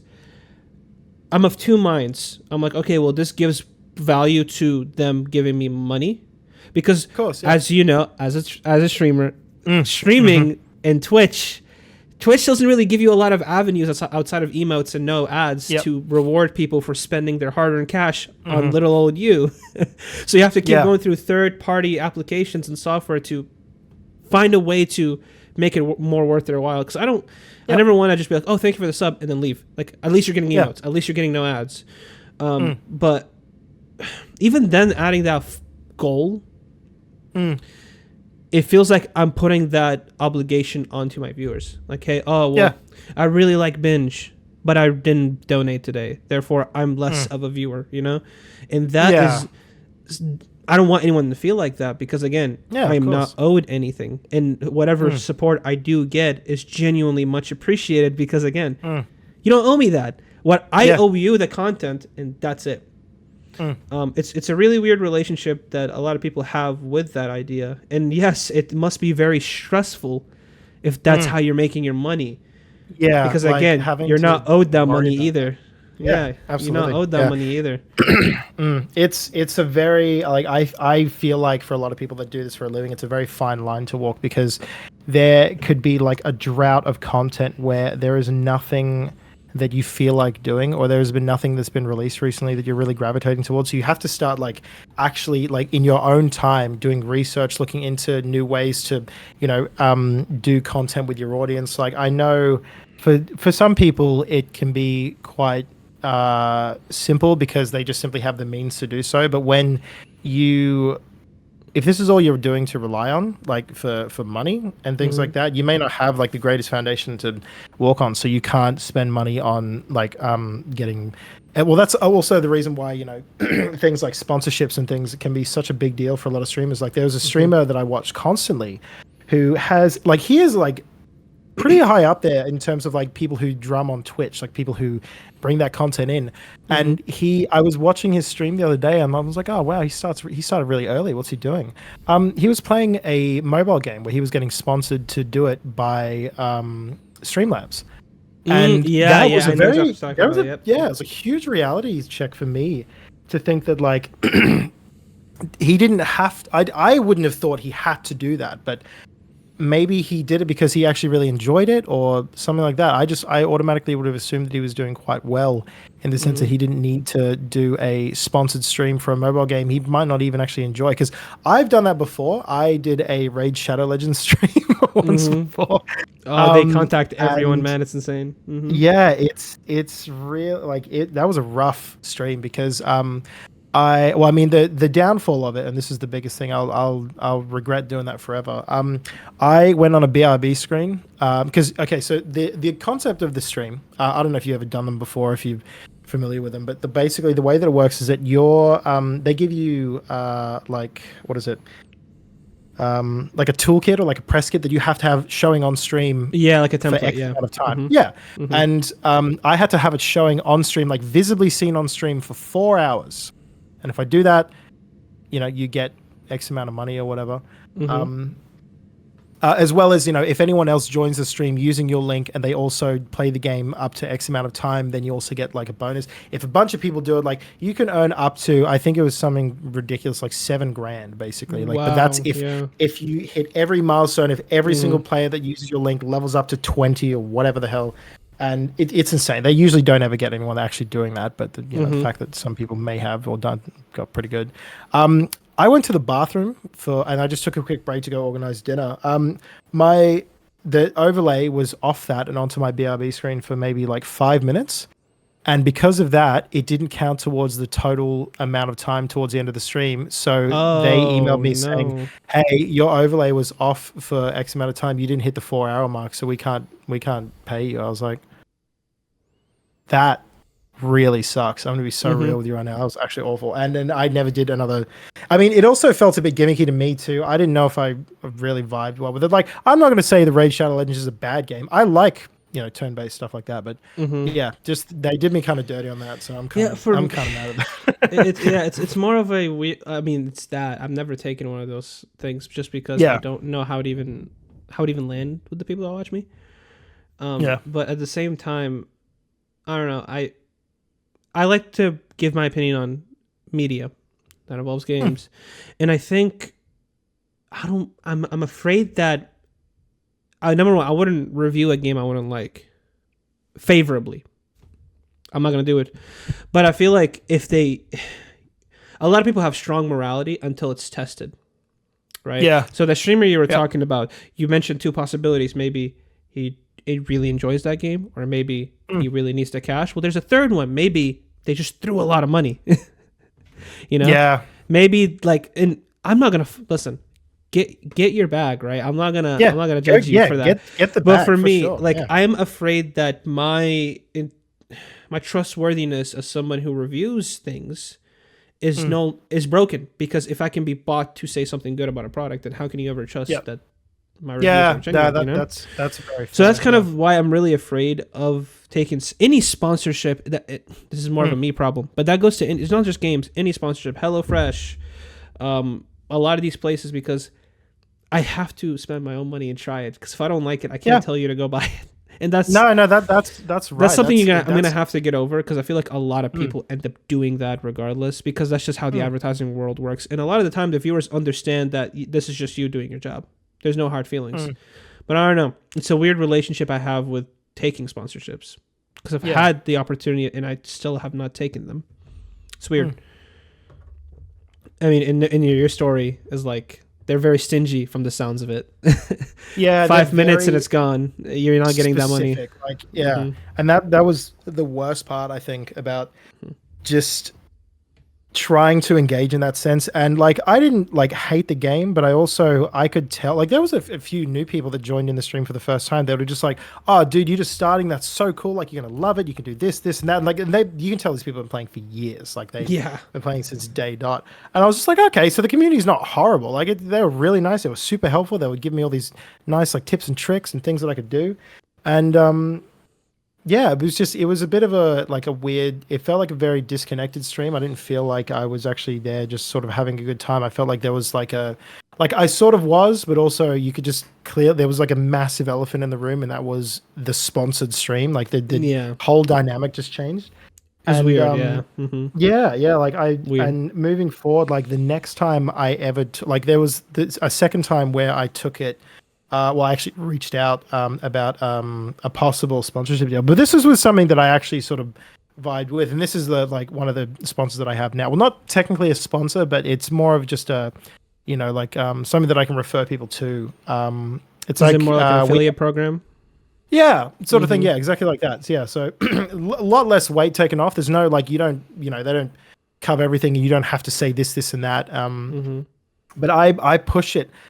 Naturally, because I actually like it. Like, I respect it. I appreciate it. It's it's sort of similar to G Fuel, but it's like an Australian branded one.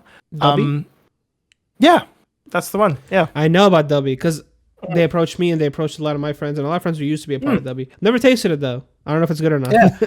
No, well, that's the thing. There have definitely been some flavors I've been a bit off of. Naturally, you're not going to like every single one they make, but there are some really good creamy fruity ones that I vibed with, and a lot of the boys at work, because they all work out, they love taking their caffeine hits. They love taking pre-workout. That's essentially what W is. It's glorified gamer pre-workout. So as soon as they saw the caffeine content in it, the boys at work were just like, "Dude, give me some of that." I was like, "All right, you can have a tub." Interesting. I didn't know W was Australian. It's all Aussie made. That's cool. I would have never guessed. From the sounds of it, the goal is to make this your career path, but at the same time you don't, because you don't want to have that Well, be the burden. yeah. Yeah, like I sort of segued a bit, but like the Oh point. no, it's fine. That's the whole point of this, Yeah. yeah, discussion. Yeah, it's difficult to really nail it down as to what I actually want this to be, because as it continues to evolve, it's everything's changing. Like the entire dynamic and like the environment that we're working with is always changing. And there's not even like a certified guarantee that Twitch will always be around. Like eventually, like everything, it'll have to end, which means there are a lot of people who love using this platform who will have to just jump ship and move to something else. I mean, there are other platforms. You can use YouTube Gaming, you can use Kick, you can use, I'm sure there's plenty of other ones that will, rise up instead. But Twitch being the more prominent one, and Twitch being, I guess, the one, you feel more comfortable with. You want to continue to use whatever you can with it. But my goal, I think specifically, has definitely been like I've flicked between a lot of different things that I've wanted to do. Like I've wanted to be like a prominent drum streamer. That's something that I think I definitely would like to achieve. Like I would love to have, a decent like community following where people can recognize that. I'd love to work with other, drummers and other musicians, just be able to sort of play with them, to meet up with them, to collaborate and things like that. Gaming for me it was the first thing I ever did on Twitch, so that's pretty much never going to go away. I mean, I do it off stream anyway. I mean, that's Twitch. It's gaming galore, right? Yeah. That's pretty much its whole foundation. But I love the fact that it's been able to give just give life and a bit more like sight towards other things other than gaming. Like these, there's things like this where it's just like just chatting and podcasts. There's music. There's like you can do like coding and networking classes on here. Like there's insane amounts of things you can do. Insane. Yeah. I mean, there's someone literally just doing their homework. I know a streamer that was just doing their college homework. Yeah.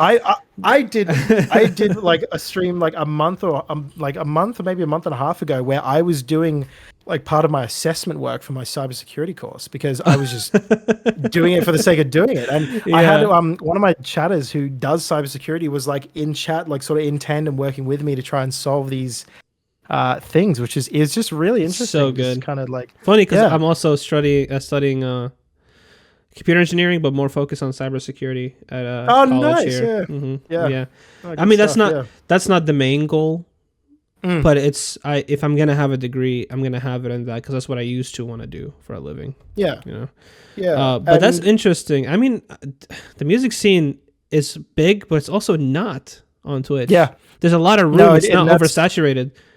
Yeah, and that's sort of what I wanted to capitalize on. Like my initial start goal, like when I looked back years and years ago to when I first searched up like people that were drumming on stream, there was a fair few of them, but there was a lot less than I initially thought. Like I thought it was going to be initially like because when anyone talks about streaming on Twitch, they'll use the term oversaturated because the market currently is. There are so many people currently streaming on this platform. There are millions and millions and millions of people all streaming all at once, everything, everywhere, all the time.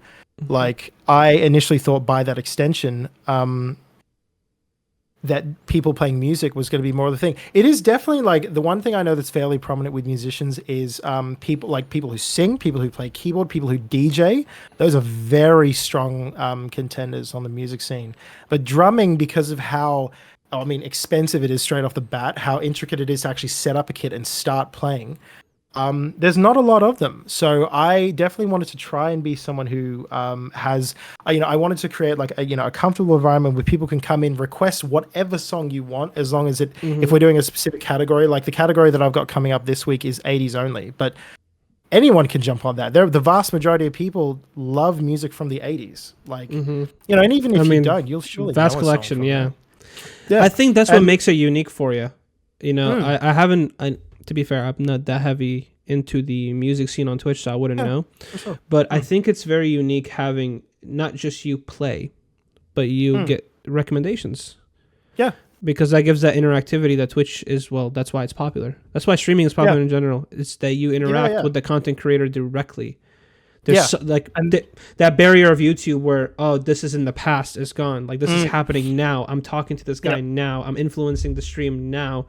And I think you took it another step with having people request songs, which is interesting to me because I don't know how some songs that you don't know, you just listen to it for a bit, or you haven't listened to it, but you're able to play alongside it. I don't know how that works.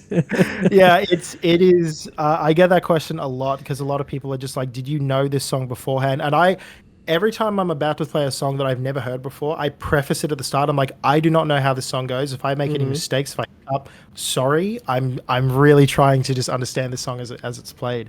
And with songs like, because I was talking about this with another a streamer who came into my chat, Dwayne, the average drummer, he floated in, and if you guys want to check out his content, he's actually pretty cool. We were having this chat about just how, with a lot of like general music that you hear on the radio, like average pop music, like top of the chart stuff that's been released recently, they never deviate too far away from the normal. And the normal is a consistent 4/4 beat that you can follow. It doesn't change anything around. It doesn't start flowing into a new sort of avenue. It is just the same because they want people to be able to listen to it consistently. They want to understand it. They want to be able to dance to it. They want it to be popular so people listen to it more, it sells more, it makes more money, and then that returns back to the producers, the mix and masters, the editors, everything, and the artists as well. So when you have these songs that are made in that same formula, when people are requesting it on the stream, as soon as I can hear what the foundation of the song is, you can just take that and roll with it, which is why a lot of people are just like, how are you able to play this, without knowing how it goes? I'm like, technically, you do know how it goes. Like, once you hear the start of it, that's how the song's going to be for the rest of it. So it sounds to me like how certain painters they will look at a color and they will just know exactly what colors to mix to replicate that color. Yeah. It's like you can hear. Reading music is like insane to me. I wouldn't even know where to start, right? But I feel like you can just hear, and obviously it's rhythm, so there is a pattern to be played with any song, and you're so used to knowing and catching on those patterns that the moment you hear the first second, you're like, okay, I know where this is going. I can at least play something alongside that.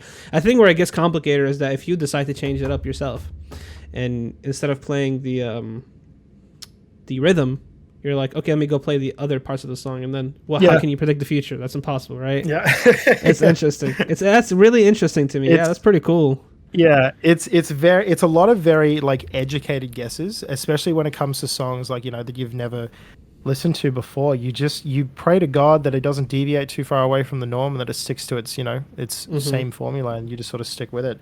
And I mean, not to say that there isn't another side of this, which is just playing drums for so long like I have, you can't help but just get into that. It's a skill set, like with anything. Like if you learnt an instrument for over 10 years, there's a really good chance you're going to be quite good at it, to the point where you can just kind of pick it up and go.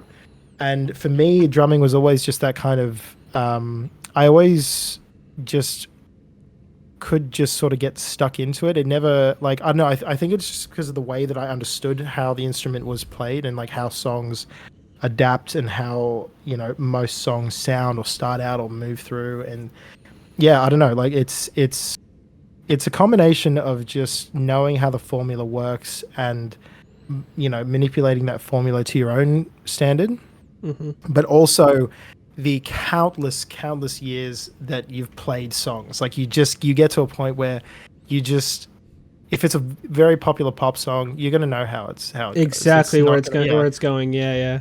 Yeah. And they always have the same formula. It has the intro, the verse 1, the chorus, verse 2, chorus, bridge, outro. Like any song released in the past 10 years that has been like in the top 20, one of them runs off that formula. That's always how it goes. That's so you just interesting. I mean, you're saying it and it makes sense. I just haven't conceptualized it. I haven't put it together. No, that's okay. No, that's the thing though, because you're explaining in a way where like, okay, this is making sense. It's just I didn't have the skill to. Oh, okay, this is why it makes sense, right? It's weird. It's so weird because I mean that's also another skill set. You're being able to explain something that you're really good at in a way where people that aren't good at it can understand. Yeah. So, because physicists can come up to me and tell me about these complex equations, and I don't know what they mean. But a good teacher, but to them, it's so. But like, a good teacher can take that concept and has such a fundamental understanding of it, is to the point where they can explain it to you in a way where you can understand it. Yeah. And that's what you just did. because to me, I wouldn't. You said it and it makes sense, because yes, a lot of songs are formulaic, but some songs are so chaotic, but they still have a formula, because you can't just have a song that has no rhythm to it. Then it's not. It's just noise, right? Yeah. Which is so interesting to think about, because yes, you told me you've never heard of or you aren't too familiar with Heart-Shaped Box. I remember. And I was like, okay, cool. Well, he might struggle with this because it's like a particular drum section in that song. And then you just play it, and I'm like, wow, but you never heard of it before. How did you know to play it? Yeah, it really, like, again, like it's not like, obviously anyone starting off the instrument for the first time, or if they're very new to the instrument, will definitely have to take time to understand that. But the point of it is, like, it's with anything really, if you're learning how to do something, it's going to really impact your ability to learn it if you just don't want to learn it, or if you started off learning it and you just the interest isn't there, but you still continue to do it even if you don't like it, or if you're being, like, forced to do it by your parents or whatever.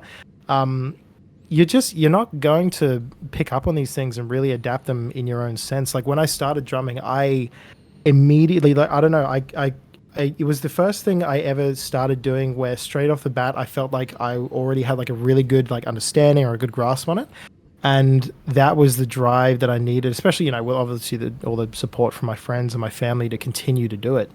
But it was really just such a huge push to be able to just, here's what we're going to do today. Let's do that. And then you could just do it. Like, I have never genuinely felt like I've actually hit a wall when it comes to these things, where it's just like, I'm struggling to really understand this or to get my head around it. Like, you're just consistent. You just keep going, keep learning. And because I was learning all of these things all at once, I was enjoying it. Like, it was information that I wanted to learn. I wanted to, understand more about it. So I would look stuff up in my own time. I would go to drum clinics and listen to these professionals talk for hours and hours about what they're playing, how they're playing it, why they're playing it. Like, there's all these different dynamics when it comes to playing music. Like, there is, that was a really cool, I played this sounded really cool. Here's why I played it, or here's how I came up with this, or here's, how it was actually played. Because there are some fills that people have played that I cannot wrap my head around how they played it,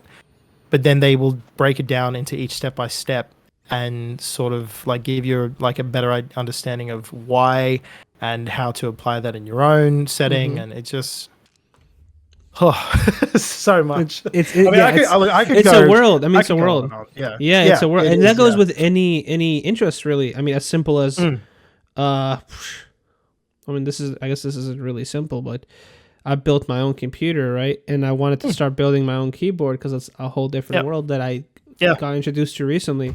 And man, it's simple on its like, face value, but the more you get into it, the more it's like these switches and these different keycaps.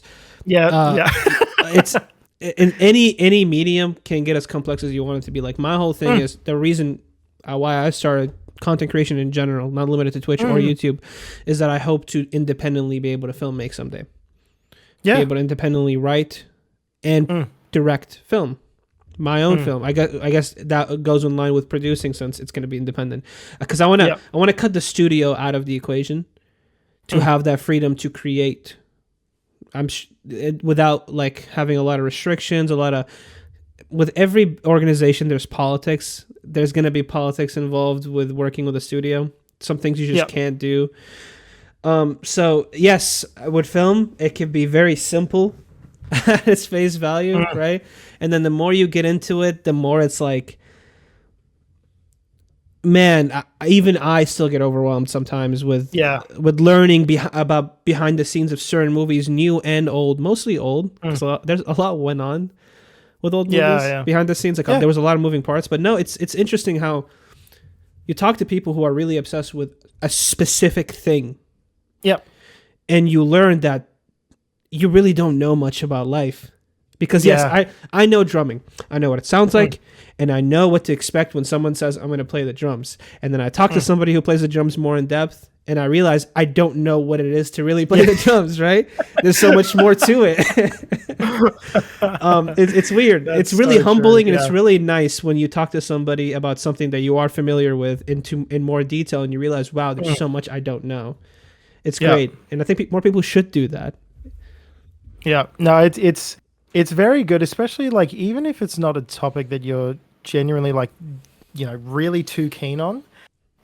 It is very interesting just so they get that other perspective to understand like so much more about it that you didn't know, that it might actually even spark an interest in you to learn more about it.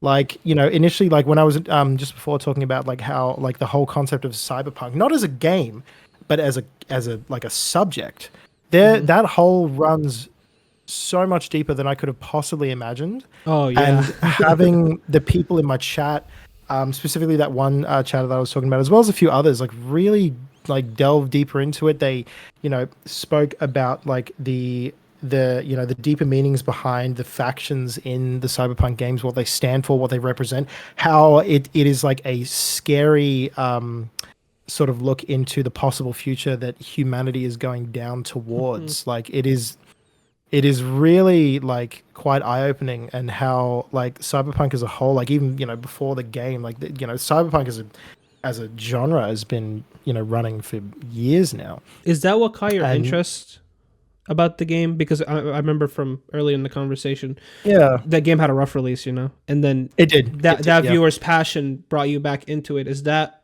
kind of that commentary on what society could possibly shape to be like in the future? Is that what grasped you about the game, or were there any other things about it? It was definitely a bigger part of it. Yeah, absolutely. Like it was a really huge part, just watching someone who you could tell like it was just they were speaking from the heart. Like when I would the first time I ever actually spoke to them about cyberpunk, they said something that really stuck with me that I didn't even initially realize like could be a thing, but they said that if you want to know me like better as a person, play this game.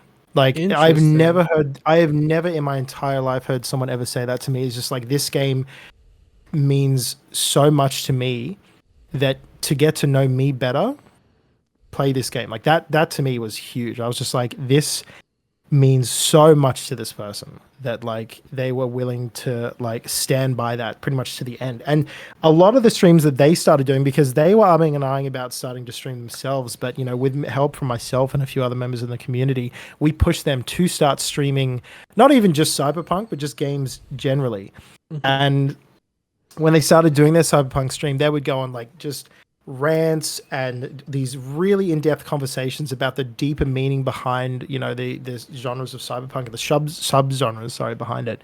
And that to me just made me realize that there was so much of this that I was missing out on. There was so much of a deeper like category, like all these avenues, all these things that really hint back to us as a society, like us as it's kind of like almost like a reflection of what we may be going towards when it comes to things like corporate greed and things like experiencing, like people yearning for that nomadic lifestyle, like being free from the chains of like capitalism and just all that mindset. And Yeah. I know like a lot of people, especially with like the cost of living right now in Australia is horrendous. Like we are paying an astronomical amount of money. I'm assuming obviously you've been Speaking to the experiencing choir, I mean, honestly, if I tell you the dollar amounts here and Yep. did the conversion in Australian, you'd be like, okay, it's impossible to Yeah, live here. yeah, It's a global it is, phenomenon. yeah. I feel it's everywhere. Yeah. It's been really hard hitting like in my location as well as a few others, because I've got friends from all over the the East Coast who are just struggling right now, like all parts everywhere. Rent is horrendous. People are like the homeless situation that we have, the homeless pandemic really is astronomical. Like you would go past like through the main city and like in these public parks there is just hundreds of tents just set up because people don't have anywhere to go. They can't afford rent. They can't afford it. Yeah, it's crazy. I didn't And it realize really sort of Australia opens your eyes. had something like, because you always hear about that in New York, Los Angeles, like our big cities in the U.S., and it's on as messed up as it is to say, it's become more of a common thing to be like, oh, that's just what it is. But I didn't realize Australia had that. Yeah, well, I mean, it's been fairly prominent, like fairly recently. Like it had its. Yeah, I just saw the comment. Oh. Oh, good Hey, lord. the name tracks. Wholesome dude, right? Oh, yeah, no, that's fair. That's a good one. I got Welcome in. that. Oh, Jesus, But that no, was I didn't funny. realize. Well, if you don't mind me asking, I don't know Mm, how Australia is necessarily split up, but like, what mm. part of Australia would that be? Because So East Coast, but specifically, was. well, from where I've seen it, Queensland specifically, which is like the top right Mm-hmm, sector. Like if you were to look at Australia, like cut out mm-hmm. Queensland's top right. Um, we started noticing it fairly more prominently in bigger cities, especially places like Brisbane, Sydney, Melbourne, um, Canberra as well. Like it's getting really really bad. Like with the cost of living consistently increasing. Like, and this is happening. This has been happening like pretty badly since 2010. We're right now in a really really bad spot financially. A lot of Australians are Wow. struggling right now to afford to pay rent, to afford to pay like groceries, to afford to pay like pretty much to live. Like fuel's ridiculously high. Even in Rent, Australia. groceries, everything. Yeah, no, even Yeah, crazy. Australian fuel's horrendous. Like we're paying at least. I know there are definitely a lot of countries that have it bad, but for us, we were paying like anywhere between Might do the just under conversion. $1 up to $1 like a Mm-hmm. liter. And then I felt like in like overnight we jumped anywhere to like anywhere from like $2 to $2.50 a liter. Like it just happened so fast, and we had no time to like adjust. And now Oh, that's it's just $4 a gallon. yeah, Yikes! Because we go yeah, by it's filling pretty up per bad. gallon. Yeah, That's crazy. it was pretty rough. Like the other week I think it's the most I've ever had to spend. It was like $2.48 a liter. And I only like Wow. chucked in like X amount. I'm like, there's no way I'm gonna fill up my whole tank. It's gonna be like $90 at least. I don't fucking have that just on me, you know. Yeah. No. um, yeah, yeah, it's been pretty bad. So like we see it fairly consistently. Like there's just like there are people obviously on the street. They will set up like their own little setup with like just cardboard signs explaining their whole situation. They're just like, I just got kicked out of home. I don't have anywhere to go. If anyone has any money to spare, food, water, like they've gone past the point of even asking for money. They're just like, if you have food, if you have a muesli bar, we will take that. Like they're so like it's gotten past the point of like people begging for money. They just simply want to eat because they haven't eaten in like 4 days. It's expensive It's to just yeah, exist at this point. Yeah. yeah, yeah, and they can't. They obviously have no transport, so they can't get around anywhere and do anything. And their whole life is just pretty much on their in a backpack, basically, or in like a just a Mm-hmm. shopping bag, whatever they can get. Yeah, um, and our government is not really doing anything about it. Basically, like they Wow. The more are. you speak on this, it's just sounding Yeah. because I just recently learned more about Canada.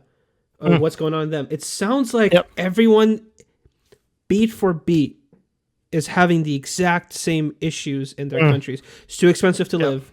There's a homeless epidemic, and the government's not doing anything about it. Yep. It's kind of crazy because you're speaking about it exactly how my Canadian friends speak about it, and exactly Yeah. how I would speak about it. Yeah. It's interesting. I don't. All Yeah. right, continue. I just had to point No, that no, out no. because That that was that's interesting. That's so fair because my partner is Canadian and her family she has grandparents that like live over in Canada, and yeah, it's been a fairly prominent issue for a while. And yeah, you it has been very like noticeably like more and more of a problem recently, as because like out of I think I did a little bit of research into this recently, like out of the like top 10 most expensive places to live in the world, Australia has 3 of them, which Oh, is really not helpful when you live here, because you're just like, all that's right, maybe this area insane. is too expensive. Where can I go instead? And 3 of those areas that you think you want to go are just as expensive, if not worse. I imagine it's mostly because long ago I saw this. I could be wrong, but Australia's Mm. map or population map was more skewed to the right.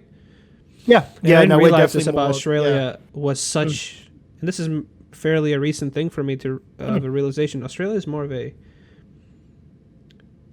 what you call it, guys called the outbacks, right? Yeah, It's like yep, insane how much there is of that to the west. yeah, Like there's so much. Like how much of Australia is really habitable? Yeah, that is sort of the biggest issue. Like we have this like massive amount of like desert in the middle of Australia and towards the west side that you just can't live in. It is uninhabitable. You can't live there. There's no water. There's no food. There's no food. There's no water. There's no fuel. It is just ridiculous. Nothing. And we have so much like landmass. Yeah, that you just you can try, but you will not make it. Essentially, that's just not even up for debate. Because you'll either die from one of those three things aforementioned, or the wildlife will kill you. Like it's really, and it's insane. One or the other. It's insane thinking about how big that area is, because a lot of people don't understand how big Australia is. They just see it on the map, and obviously a lot of the sizes are not indicative of how big a country is because we're in a globe. But often we see it as a spreadsheet. Australia is massive. There's a lot of land that we have here and a lot of like natural resources, which is one of our biggest exports. But it's also, there's just like the fact that we have a lot of land is cool, but it's a real downer when you realize that a lot of that land you can't live in. Can you? Yep. You can't. You're too far away from anything really, which is why we have so many cities and towns along like the coast area, like towards the beach, because that's just where it's habitable. Like it's just where you can live, you can survive. And that just so happens to be communities. One of the three places that are on the top 10 list. And they realized that very quickly that you can sort of live up there. So they started. I don't even like necessarily know the history of why we became the top 3. It's just we have places like Sydney and Melbourne where you're paying astronomical amounts of rent for essentially like a 1-bedroom like studio apartment. Like to live on your own is mental, and you get these people that have to move out with either complete strangers or with people they don't want to live with just because they have to. You can't survive on, your own income as, a solo earner, or even couples. Like me and my partner, we don't make like, crazy amounts of money, but, together we're making something fairly decent. We can't even afford, like we'll be lucky if we can even afford like a 1-bedroom, let alone a 2.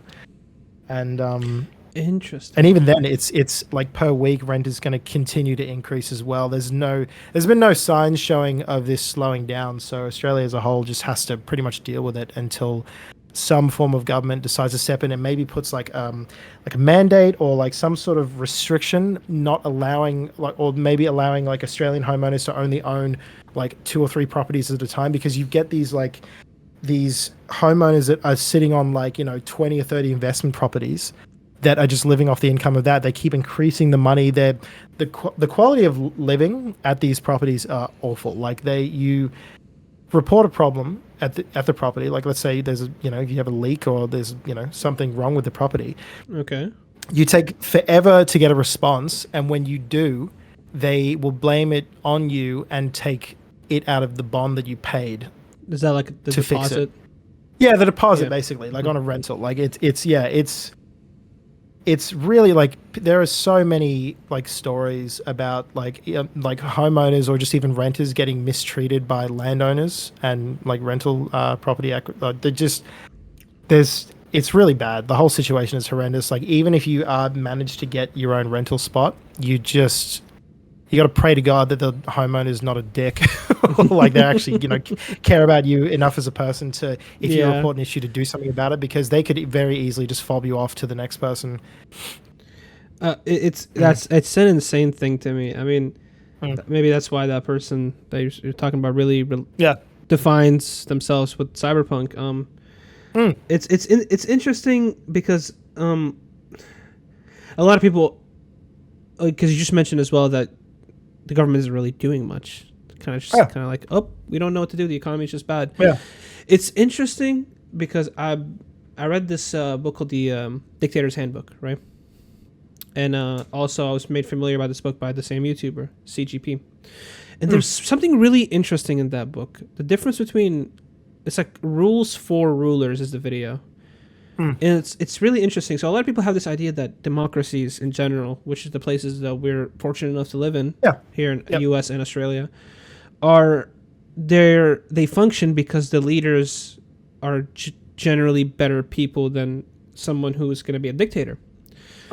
But the argument that the book and the video is trying to make is democracies aren't better places to live in because the leaders are inherently better people than dictators.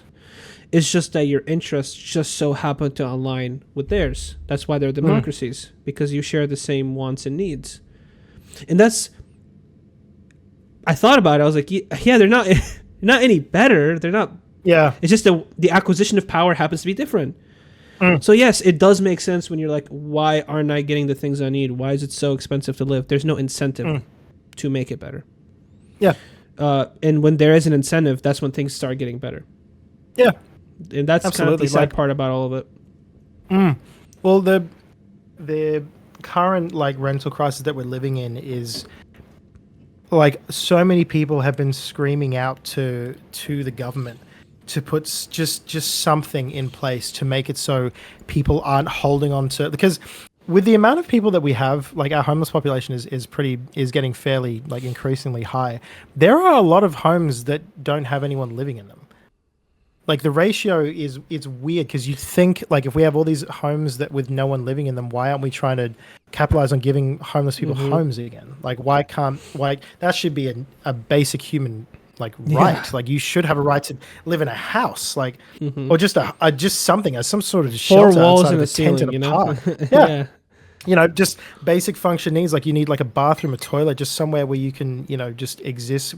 Like that to me, it just feels like they've just forgotten about the whole humanity of the situation, which is that like the person that you're referring to, this homeless person, that's a human being who's lived. They are living, like they are, you know, they it's kind of a need to have this, like it's easier to break people into blocks of, you have the rich, you have the poor, you have the farmers, the students, the businessmen. Like it's easier to break people into blocks as a leader than it is to treat everyone as an individual. And that's why a lot of these issues end up going, because there's no way you can pass a law that's going to take care of everybody that's in that block, right? But they're not going to. It's easier to address you as a group, a unit, than a person. Yeah. And sadly, that's never going to work. Never going to work. No, it will not. Like it's just, I don't know. I'm also of the same mindset that like if there is anything we can do to like limit the amount of rental properties a person can own, because why do you need to own so many? That would be helpful, because it would open up the rental market for homeowners to, like, people who just want to own a house to live in it, and that's it. Like, they don't want to capitalize on other people's suffering. That needs to be opened up. Like, we are constantly building new homes and new, like, you know, areas, like these massive blocks of land that are being opened up and being bought out, and new homes are being built into them. But yet you get these people that are coming in and buying 20 or 30 of those homes at a time. I'm just like, where does it stop? Like, why are you able to just do that?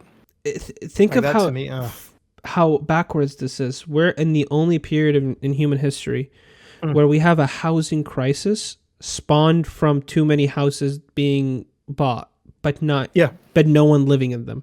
But not, and this is in the U.S. as well. That's why I was like, wow, okay, this is interesting. Because it's better to keep those houses bought. Because if that company owns 10 houses on that block, right?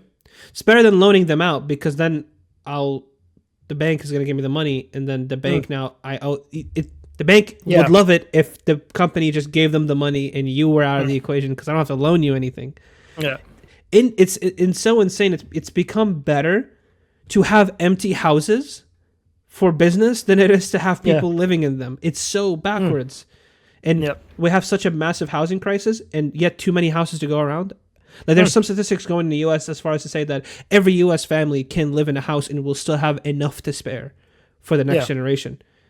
We don't have a housing crisis in numbers. We have a housing crisis because companies own all the houses. Yeah. And there's no checks. There's no checks on how many you can buy. There's no checks. You can buy as many as you want. You have the money. Thank you very much. Here's the keys. It's over.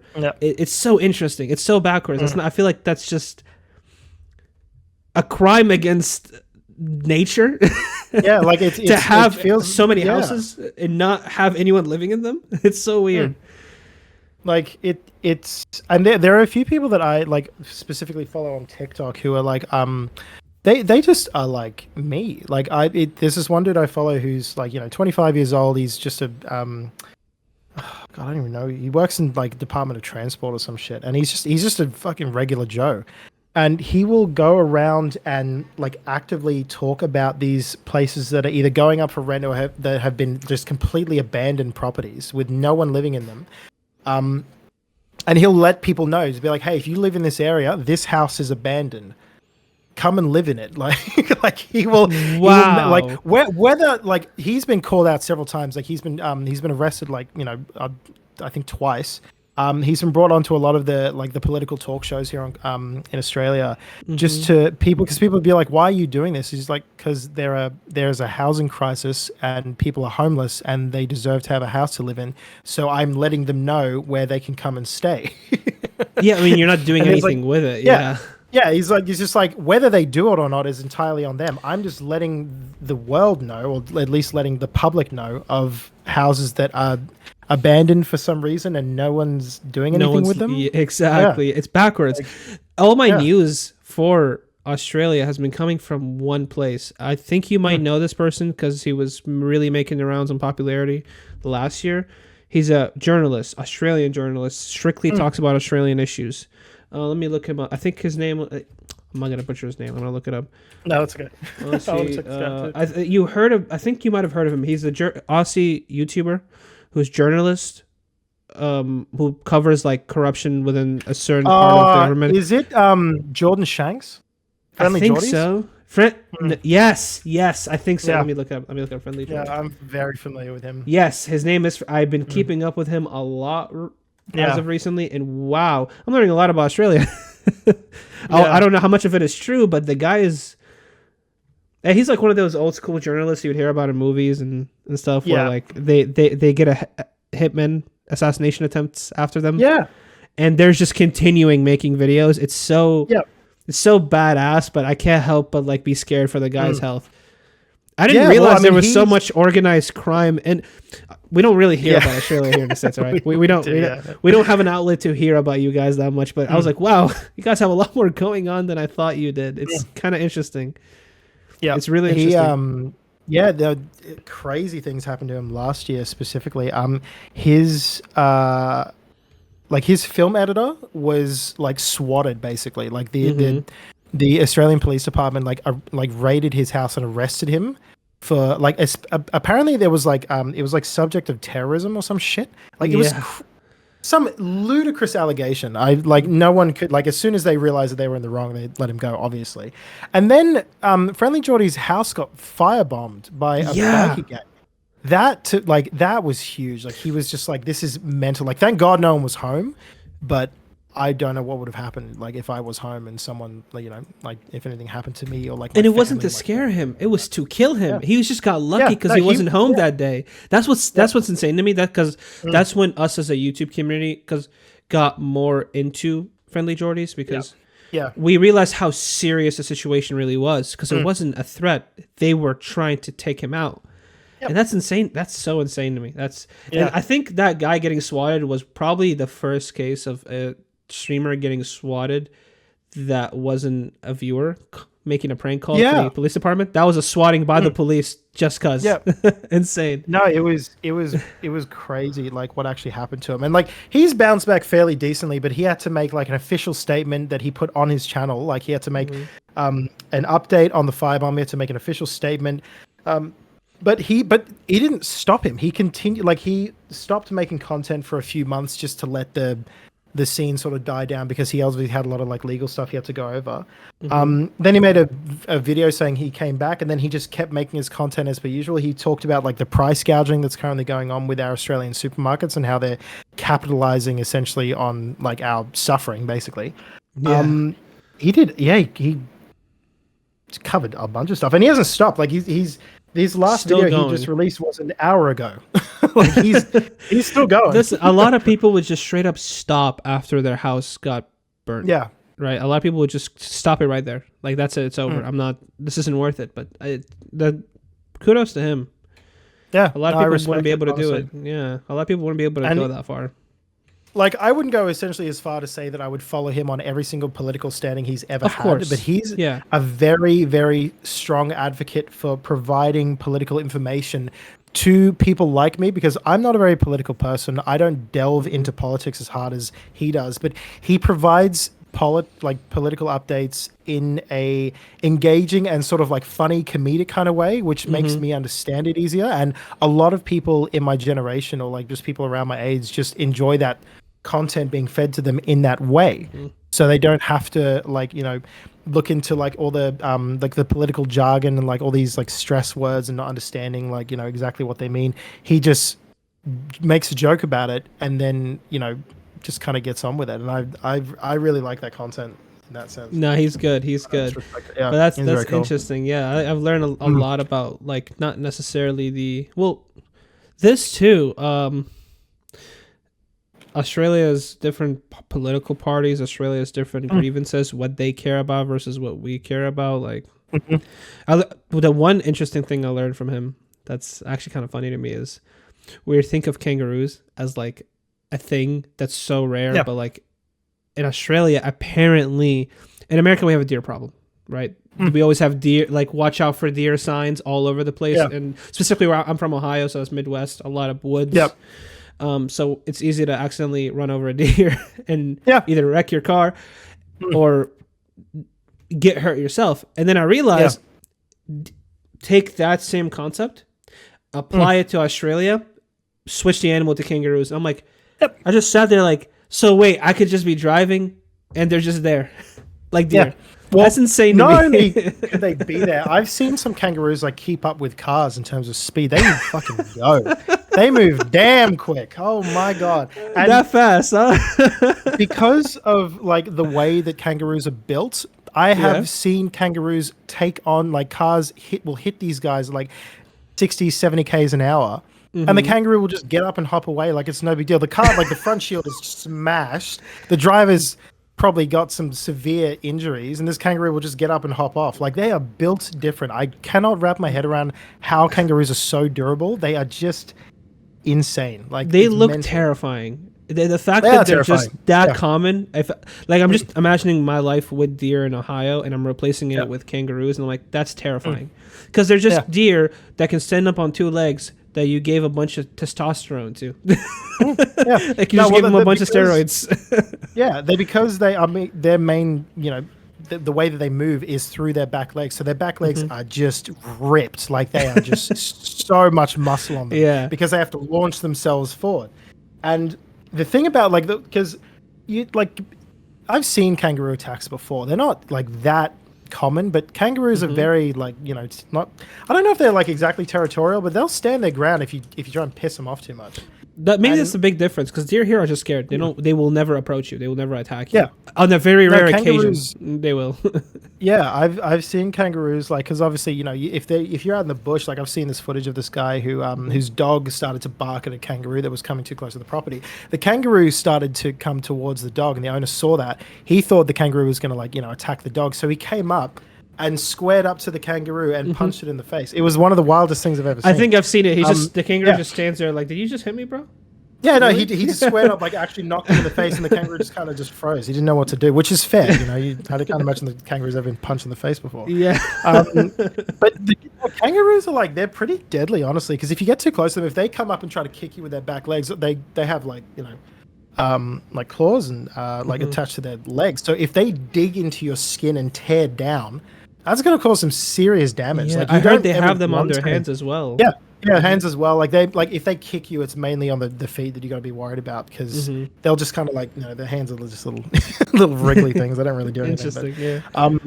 Interesting. It's not something I personally have never been attacked by a kangaroo, but I've driven along the highway and just seen them hopping on the side. The biggest thing that we problem, I guess, is that, but also koala crossings. You'll see a lot of those on the road as well. Wow, really? Yeah. No, we get a few of those too, because obviously koalas, they'll just cross the road if they feel like it. They don't have any. They don't have any concept of what a car is. Yeah. No, they're not fast at all. And you do see a few of those. Possums are very common. You see those, on the side of the road quite often. Australians and wildlife have a really weird relationship that I can never understand. We see you guys, and I will say, U.S. stereotypes every country there is. The Canadians are really nice. The British are really posh, right? Really fancy. And Australians are just badass. Yeah. You know, that's not a knife. This is a knife. You know what I mean? Like, you guys are just tough, and because you live in a place where monstrosities are created in animals. So my question is, how true is that? Are you guys really more resilient? Like, maybe you don't have as many people scared of spiders, or maybe you guys are more familiar with certain animals that you come here and things that we would be terrified of. You're like, oh, that's nothing. Because from an outside perspective, it looks like Australia has this phenomena every single day where there's all these scary animals all over the place. I know certain parts once or twice a year get like a bunch of spiders swooped in by the wind, and then the sky is literally covered in webs. And I'm like, just covered in. Yeah, I did. I'm like, that was. How would I go out? Yeah. I can't live there. Yeah, you can't. Yeah, it's definitely a funny thing to adapt to, because growing up, obviously, you hear all these. You obviously see it from the outside looking in on people looking at Australia, and how like a lot of our wildlife is very dangerous, and there's not a lot of times where you will actually face this on like a day-to-day basis, but you have to obviously be aware that majority of our wildlife are extremely dangerous. Like it's very noticeable when you see like a snake on the road or something like that, and your immediate thought is obviously not to go near it. Like it's a fucking snake. And then there are like obviously some of them that they're just snakes. They're harmless. There are some that are very, you leave them alone, they'll leave you alone. And then you get other snakes and like spiders and stuff like that are along the same concept, but like you have to be so careful, because like if you take a wrong step, or if you're just not aware of what's going on around you might actually accidentally run into them. And they usually are never like, only if you're like really like being a dickhead and trying to engage them in the wrong way will they actually try to, attack you, because they don't want anything to do with you. Obviously their sole purpose is not to come out and kill you. They're just trying to survive like you are. Just don't get close to them and you'll be fine for the most part. It's really that's basically it. So if you would recommend, like, if somebody came to Australia and wanted to visit it and didn't want to stay in cities, they wanted to like see wildlife, they wanted to go to the outbacks, they wanted to go, do you have a lot of forested areas? I know with absolutely. We got plenty. With all the fires, I don't know how that's been really recovering. With how that's really been recovering recently. But if someone wants to go, do you recommend they get a native, somebody who knows the area very well, or do you think going alone would be a very bad idea? No, absolutely. Like, it's with anything. If you're traveling to a new country for the first time and you don't know where you're going, your last thought should be, I'm going to try to explore this on my own, because you could, and you might end up, just being fine and there not being any issue. But it's always important just to, just be aware of your surroundings, and having an idea as to where you're going and how to get back is definitely like, something you should always be aware of. Like, But yeah, overall, look, if you're living in like sort of city, or like, just a, just your basic, like suburban living, chances are you're not going to run into, there's not like a kangaroo down every corner of the street, or like a redback spider that's going to kill you if you get too close to it. Obviously you hear the freak stories about, the massive like funnel web spiders that have built underneath people's houses. But the thing to remember is that you're not going to run into as many of them as you think you're going to, or as much as people like to, hype it up. But even if you did, just don't do the natural thing you're going to, and just don't engage with it. Just leave it alone. So they're chill. Yeah, I mean, for the most part, like obviously they'll leave you alone if you leave them alone. They're not going to actively, start, trying to come near you and attack you. Just leave them be and let them go do their own thing. The funniest thing is, from the conversation we just had, it sounds like the most aggressive animal in Australia is the kangaroo. Yeah, I mean, those guys are they're just assholes. They're the shitheads, where everything else that can kill you very easily, just like leave me alone. Kangaroos will just... They look like assholes from some of those videos. They just stare at you like this, Yeah. and then they walk up to you and they want to box, they want to fight Yeah, for and no they're reason. just they're built. They're so big. And Yeah. they just got ripped muscles everywhere. They're crazy. Looks like they just got out of the gym. They got a good pump in, and now they're mad at you for no reason. Yeah, Exactly. No, I don't know how you deal with them. I don't know how you deal with them. No, it's well, you don't run into them as much as you like. You know, the joke gives off. Like they're for the most part, as long as you're just within if you're traveling to Australia, chances are you're going to stay around the big cities and like the big CBDs where kangaroos just aren't going to be unless you go to like a zoo or something. Obviously they're there. Yeah, I can't imagine you find a kangaroo in Sydney. Yeah, I can't imagine. No, I mean probably not probably not in the direct city, but you just pick find a zoo. I can guarantee you there'll be kangaroos there, and there's ones locally sourced too. You can go and just hang out with them. Yeah, like I went and hung out at a petting zoo with my partner like a month or two back, and we just fed the kangaroos straight out of our hands. They're just chill. Wait, you can interact with the kangaroos in these zoos? Yeah, like you can. actually, Yeah, really. Yeah, like cool. there are a lot of petting zoos that you can go to where obviously they'll keep like crocodiles and stuff closed up. You're not supposed to go near those. But there are a lot of the very relaxed like local wildlife that you can go and say hi to. You can go and just give them a pat, give them some food. Interesting. Yeah, like cool. unless you're like pissing them off just act normally, they'll be fine. Sounds like fun, honestly. Yeah, it is. It's kind of a blast, honestly. I'm very fortunate that we live in like such a cool location where our wildlife is so like interactive and just interesting and intricate and unique. And I will admit there are a lot of animals that I wish we had more of. Like otters are not very common in Australia, I think, at all. I don't know if we're not even allowed to have them here as pets. Yeah, but I know in some other parts of the world they're everywhere. They're almost like a problem. I feel like otters are more of a woodland animal. Listen, if you want to see a lot of bears, a lot of woodland-esque animals, if you ever come to the United States, don't go East Coast, New York and stuff like that. Don't go West Coast, San Francisco, Los Angeles. Just go right in the middle. Go to Midwest states, and then you'll see what the U.S. is all about. Yeah. Because he's like, me coming over was such a shock because all we know is like, oh, New York, Los Angeles, maybe Dallas, Texas, right? Cool. Yeah. And then our father picks Ohio. Midwest, nothing, woods and corn. Yeah, that's it. So I get shocked because, funnily enough, that's kind of the majority of America. A lot of that. So if you want to experience real America, I wouldn't go to the big cities. They're very misrepresentative of the bigger population. The Midwest has a reputation of being specifically like the further Midwest you go, not so much Ohio, have a reputation of being super friendly, nice, and personable people, which is interesting because a lot of the U.S.'s representation online is that we're just annoying and entitled because the loudest minority is those cities, New York, Los Angeles, right? Yeah. So when you look at it that way, yes, they're annoying. Yeah, listen, every time going downtown anywhere here sucks. People downtown are a different breed. But no, if you ever want to see the U.S., if you want to see the U.S. and you want to see what people are really about, most importantly, if you want to see the wildlife, I would go Midwest. I think you'll really enjoy it. If you go to Florida, then you'll be kind of like, I feel closer to home in terms of the wildlife. No, I've heard some wild stories about Florida. In Florida, they have to have literal specific types of gates around their pools. Doesn't matter how deep in the city they are. It literally does not matter. They could be downtown, central, wherever, right? If they're in Florida, they have to have certain gates because a crocodile will crawl into the... an alligator will crawl into the pool.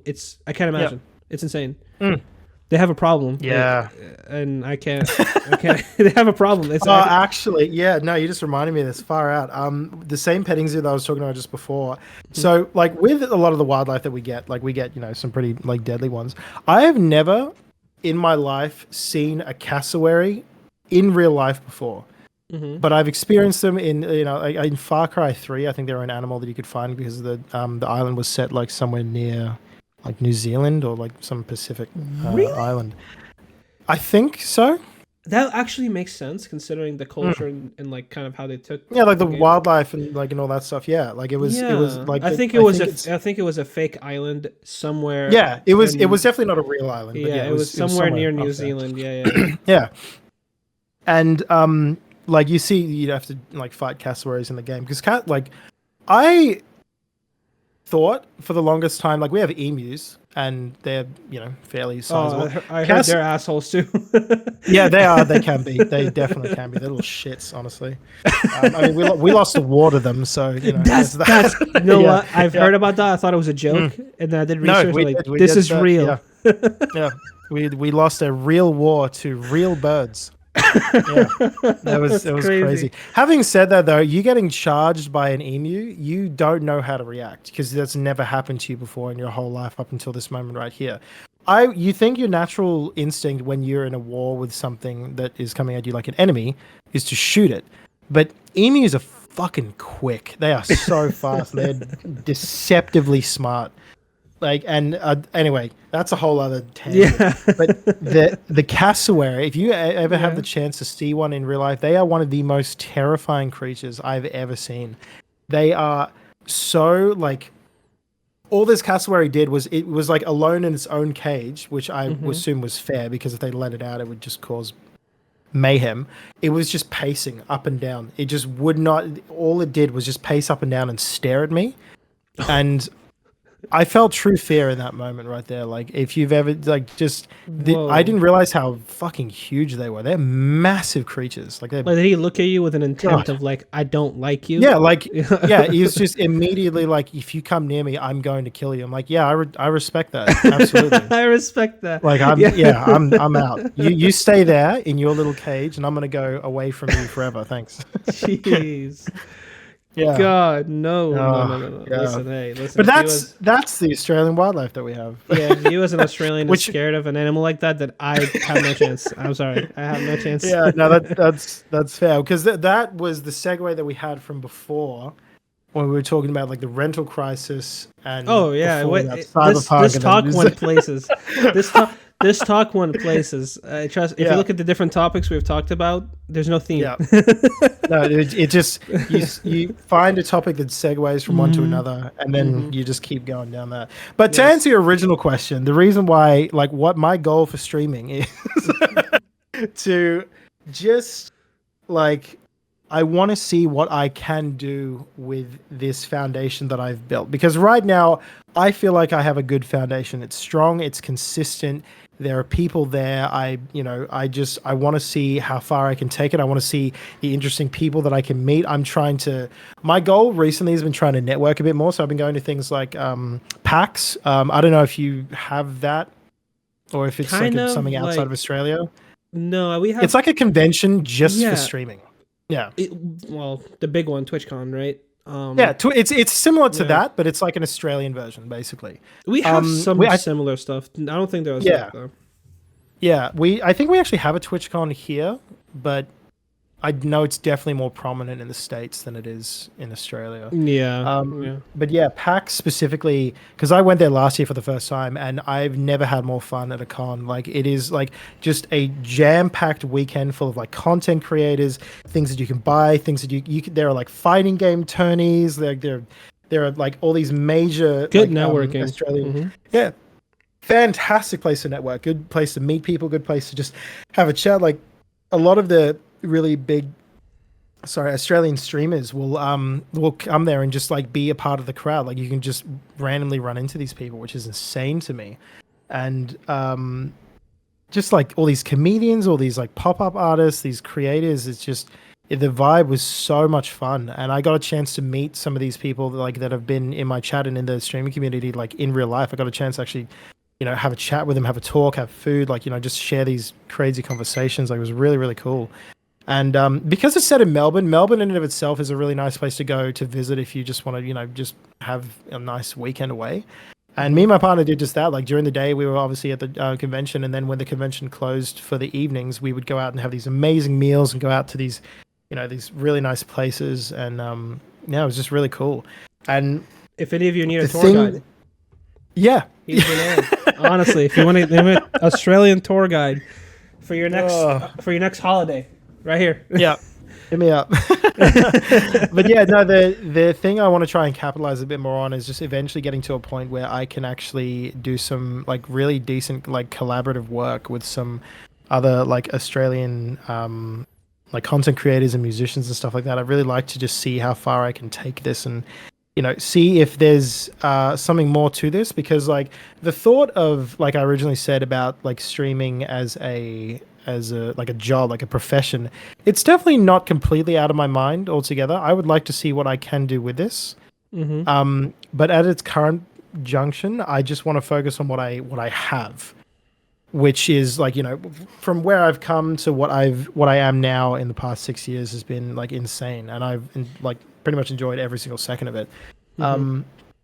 And with that, like, this has never been anything I've gravitated towards more in my whole life than just doing this. Like, I've really enjoyed this. I've really enjoyed all the people that I've met, all the, like, the games that I've played, the songs that I've learned, like just everything, like just the ways that I've continued to grow this community and, just see what I can do as a content creator. Like, content creation is still very new to me. Like, I'm still, like, it's very basic stuff right now. Like, I just upload all the drum covers that I make up on YouTube, and I don't post as much as I should on like Twitter and like Discord and stuff like that. And it's odd because, like, we all have an idea of what we should be as content creators, but I don't think there is, because I've only really been content creating since October 2022. That's when I started.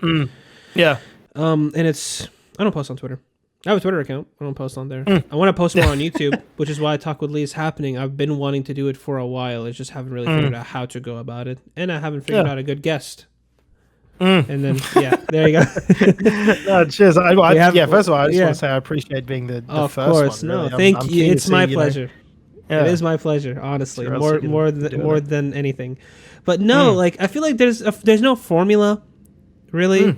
I want to upload more on YouTube. I would like to do more on YouTube than I do on Twitch. Funnily enough, I'm more of a YouTube fan than a live stream fan. For sure. But it's just not how the universe worked out, I guess, But because I stream more than I do YouTube, because I'm more prone to video editing than I am to, the live streaming. The live streaming culture is so vastly, and I didn't understand this till I started. It's so vastly different to YouTube. It's even just the nature of the content. It's very, you're on your toes the entire stream. Yeah. You're on your toes the entire stream. There's no, okay, let me cut this out, add something else. There's nothing like that. It's more, you have to know, you have to be quick with it. And that's not easy for a lot of people. Or you can be really good at the game and just not talk. And you have to either be really funny or really good at what you do. Yeah, exactly. It really floats between certain people that, you get these, like with, fighting games that we were talking about before, there are these professional players that will come on and just play. They barely talk. They don't say anything. Their chat is running through like thousands of people talking all at once, but obviously they're locked in. But that's what they want to do. They want to come here to watch a professional play the game that they're good at, versus people who may not be very good at the game, but they're charming, they're funny, they're interesting. Admittedly, there are some streamers that people go watch who are just generally attractive. I'm not unfamiliar to, I'm aware that there are people who capitalize on that, and fucking play your game. Absolutely. If that's what you're working get with, the bag where you can get it. Exactly. No, all respect to people like like what is it called, like titty streamers and shit like that. Fucking get your bag. Do whatever you want. You all know, and if you had something you can exploit to make money, a lot of people speak from moral high grounds because they don't possess that thing. If they did, I'm sorry, everybody would be they'll be exploiting whatever they have to make that money or to further push their channel up. So no, I respect it. No, I respect it too, 100%. And it's just like outside of that, there are other people who like will make specific content towards certain communities. There are some people. There's a Twitch streamer that I follow that has been playing nothing but Overwatch 2. That is all they play. They have never deviated away from that. They only play Overwatch 2 at the end of every day. And I ask them, I'm like, how do you do this? How do you sit down and play this the same days every day for the same amount of time, same game, looped over and over and over again? And the way he responded to me was just like, I will turn my brain off when I play this game. Like when I get home from work, this is what I play to just shut everything off. I can just zone out. Whether I win, whether I lose, it's irrelevant. I'm having fun. The chat comes and has a nice vibe with me. Like, we just talk about shit. We just shoot the, whatever. And we're just having fun. And I respect that so much, because I know a lot of people like frantically think when they start streaming, oh, I have to play this and then I have to play that and then I have to do whatever. Just, this goes to show the method works. Like, just being consistent in what you do and doing it because you really enjoy it and just having like actual fun, it pays off. It pays off in more ways than you realize. It does. And I mean, I didn't for the longest time know what I wanted to do on Twitch proper, and I still to an extent don't fully know how I'm going to transition myself into film. And I want to incorporate film into my streams, but that's just a whole different ball game. My main thing is from October, I'm not going to go into my story really, but a lot of stuff happened, and then I took a break from streaming from October of last year all the way till March of this year. And then I was like, okay, how do I come back to streaming? I need to do something that is big, but I need to do something that I personally care about. Well, I told you I like Prince of Persia. Assassin's Creed is the continuation of Prince of Persia when Ubisoft stopped making it. Yeah. So I said, well, I love this franchise. I'm going to play Assassin's Creed 2 all the way to Syndicate, 7 games, all on stream. It took me 7 months. Well, it's 2 months, 7 games. Dang. Yeah, 2 months. Tough, Funnily enough, that's the only reason me and you met. Oh, yeah. Because I was enjoying them so much, I wasn't streaming on my usual 2.5 to 4 hour lengths.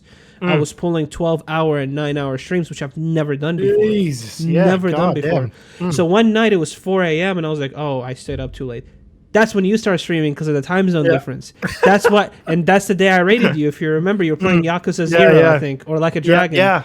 Yeah, that's what I was doing, And I was like, that's kind of what I mean, like, picking something you truly love doing might end up having an adverse effect of meeting more people than you thought you would. Because if I didn't stream Assassin's Creed, I really wouldn't have the... Listen, I love you guys, right? But I wouldn't have the incentive to go for 12 hours again. So fair. That really worked out in my favor there. But that's another unique scenario. I always tell people, because I know a lot of people that look at me like, oh, this guy has 10 viewers. He's here, right? When I see myself, I'm like, oh, I'm okay, right? 10 viewers, cool. But no, you think about it, 10 people sitting down, visualize 10 people right here. Yeah. It's a lot. That's what I mean. Like, right now, there are 12 people watching the stream. Like, think about this. What if there were 12 people just sitting in different parts of your room, just doing nothing but watching you do listening to you talk? Yeah. So it's insane. So a lot of people get worked up. Look, I want to be Kai Cenat. I want to be this guy. I want to have 1,000 views. I want to have 100 views. Bro, 12 people are listening to you talk about nothing when you're playing a game. You're just playing and talking. So and it's quite interesting because they tell me, oh, how did you do this and that? Because I'm fortunate enough to only have... I've been streaming since for about to be 2 years in October this year. If you really want to get down to it, it's barely a year because I took a lot of breaks in the first year I did it. Yeah, sure. And I'm at where I'm at, fortunately, right? And a lot of the streamers that talk to me have been streaming for like 3 to 4 years and they can't crack the 3 viewer mark. They can't hit affiliate. And it's like, they think there's some cheat code or there's some like, oh, I did this. I talked to these people all the time and they got like, they really get discouraged and I'm like, I don't know what I did. I don't know. I by nature like to get involved with people who work in the medium that I work in, whether it's my coworker at a fast food place, whether I'm doing film and I want to get in contact with more people in the industry, or Twitch. I want to know other Twitch streamers. And I will say, if I had to pick one thing that really boosted not only my channel but my love for streaming, like I actively wanted to do it more, was because I knew more streamers. I met more streamers and became friends with me through the platform. Because it's nice to have the extra viewers, it's nice to have the raids, it's nice to have the relationship, but at the same time, when you know that there's somebody else streaming that you know personally now, and now you share communities, his jokes become your jokes become his jokes, you're sharing that culture together. That's something that's not replicated through YouTube. That's like very exclusive to live streaming.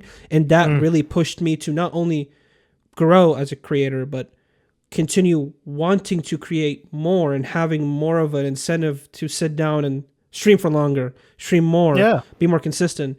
So yes, any advice really, I would say to anybody who wants to stream, talk to people.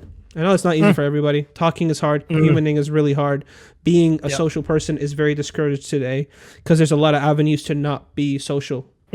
Right? There's a lot of ways to. There's a lot of alternatives. I think the best way to do it is the tried and true method of talking to people.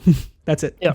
Honestly, that's it. Well, that sort of echoes like one of your chatters just said. I think having a small community is better because then you get to vibe with your viewers better. That is 1,000% so true. Like that is the realest shit.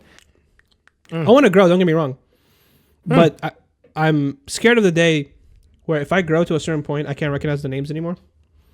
Yeah, they sort of float through so quick, and you're just like, they're so new. Yeah. I don't know them anymore, and it's like, well, it's more fun to be part of a small community than it is to be part of a big community because you feel more of a contributor to that community, and there's more of a relationship between you and the streamer. Not anything parasocial, but more so you're contributing to the project overall. Yeah. So that's kind of like, yes, it's a double-edged sword, right? You want to grow, but you don't want to lose the people that you have right now, or you don't want to lose the dynamic you have with your community. It's it's really interesting. It's that very fine line that you have to just continuously walk, where as you start to grow more and more, you have to spend more of a time, like you said, with like socializing and stuff. I know it's not definitely for everyone. Like I'm very much in the line of like I don't love social interaction. Like I'm definitely not the biggest advocate for it, but I also understand that it's to grow, you have to socialize. So I have to step out of my comfort zone and just do stuff I'm not overly fond of doing. But in saying that, because I'm also like I get inside my own head, and I think that like, you know, I'm weird when I'm like having a conversation, or when I'm talking, if I'm talking too much, or if I just say weird shit all of the time, that other people are just going to pick up on it. When in reality, it's just in my head. I'm not losing my mind. I just have this weird, like, you know, distorted sense of self where I just think I'm something when I'm not. And that's also something I got to work on. That's my own personal thing. Yeah, it's just, it is something that I find that affects a lot of people when they start streaming for the first time. You get in your own head and you think that the stream's not going well, or that like, you know, you're doing something wrong because you're watching other people who are doing the same thing as you get more success and shit like that. It's just something you have to get out of your head. You can't stay in there forever. You can't dwell on what is. Yeah, it does. It fails when it becomes a numbers game. It fails when it becomes a numbers game, because I know a lot of streamers that are like bigger than me, that are just so obsessed with like, oh my God, the last week I averaged 50 every day, and now I'm getting 45. What happened? Where those 5 people go? And it's like, it's like someone who only has $10 in their account and they get 100K, and then I steal 10K from them. They're gonna look for that 10K and possibly ruin that 90K they have left. Yeah. When in reality, they still have 90,000 times more than what they had before. Yeah. It's weird how we work. You said I had 12 right now, right? Yeah, I have 12. Yeah. Let's say tomorrow I get 100, and the next day I get 100, next day I get 100. If I'm back at 12, I'm gonna feel worse. Yeah. Because now I know what 100 is like. I don't want 12. It's weird. Yeah. See, it's really odd. It's interesting that you said that it's like a numbers game, because I the last time I went to PAX, which was like late last year, I caught one of the events. It was in the first day, the very like pretty much at the arse end of the day, and it was these 4 really like prominent, quite like popular Australian streamers. They did like a talk board where they just got up on stage and just had a chat with people who wanted to ask any questions. And it was just about general streaming consensus, like questions, answers, if they had any like, you know, experience to give on. And one of them, I think her name is Alisa.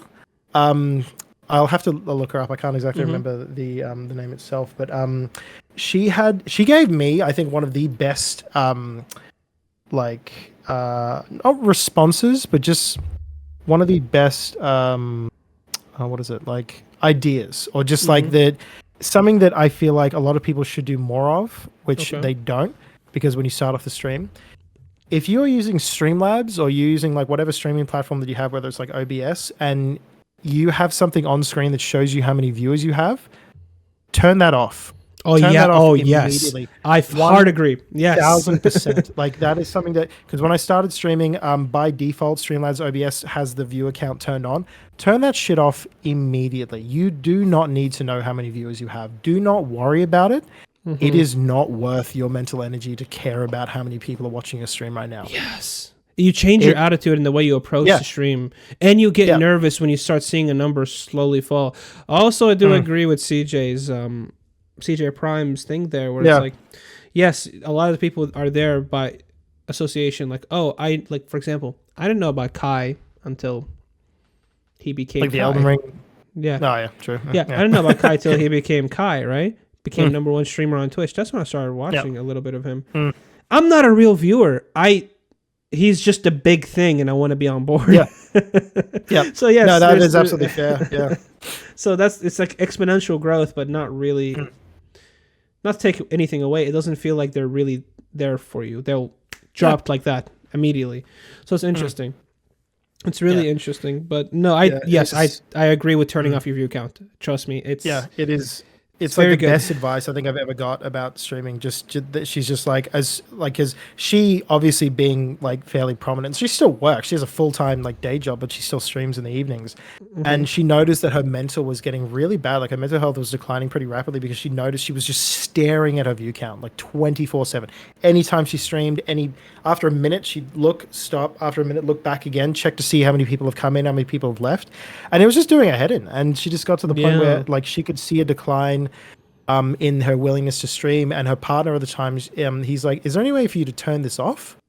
And then she was just like, oh no, like I mean yeah, but like how am I supposed to know how many people are watching? And he's just like, does it really matter? Like does it really matter how many people are watching? Like is it like you're still going to play the game regardless, so why does it matter? And the first stream she did when she turned it off, she's just like, I had like the most fun I've had in months just not stressing about view count. And that, as soon as I was able to like do that on because I moved over to OBS fairly recently, as soon as I was able to realize that I don't have a view count on anymore, it was like night and day. I do what I want to do based on the schedule that I've set out. If people come in, cool. If they leave, cool. If they lurk, cool. Does not matter to me. I'm going to play it regardless. And I'm just having so much more fun. It helps you be more consistent. They expect they know what kind of person you will be every stream, because like I said, subconsciously you will act differently depending on how many views you have at the time. And if they go up or they go down, you might be more energetic if they go up, you might be more down if they go down, right? Yeah. If I don't know how many views I have, I will always be the same person, so you know who I am regardless of what I'm playing. That helps you really treat your stream more professionally, in the sense that you are, at the end of the day, we are kind of a brand. We're branding ourselves, you know, Binge with Lee, CaptnWakka, right? You have a logo, you have like a whole culture in your chat, right? You have certain inside jokes. It's weird. The whole idea of a community is weird, because my community used to be nothing. Used to be just me and Scorpion. Scorpion was there. It's just me and Scorpion, like you said, one viewer maybe, right? And the community that I did have, we didn't really share inside jokes or anything like that. It was more so, oh, I know you, Binge with Lee, because I know this other streamer that you're friends with. Yeah. This is a fairly recent phenomena for me. I'm looking at my Discord server, and I see people that don't know my collabs, that don't know my streamer friends. They just know me.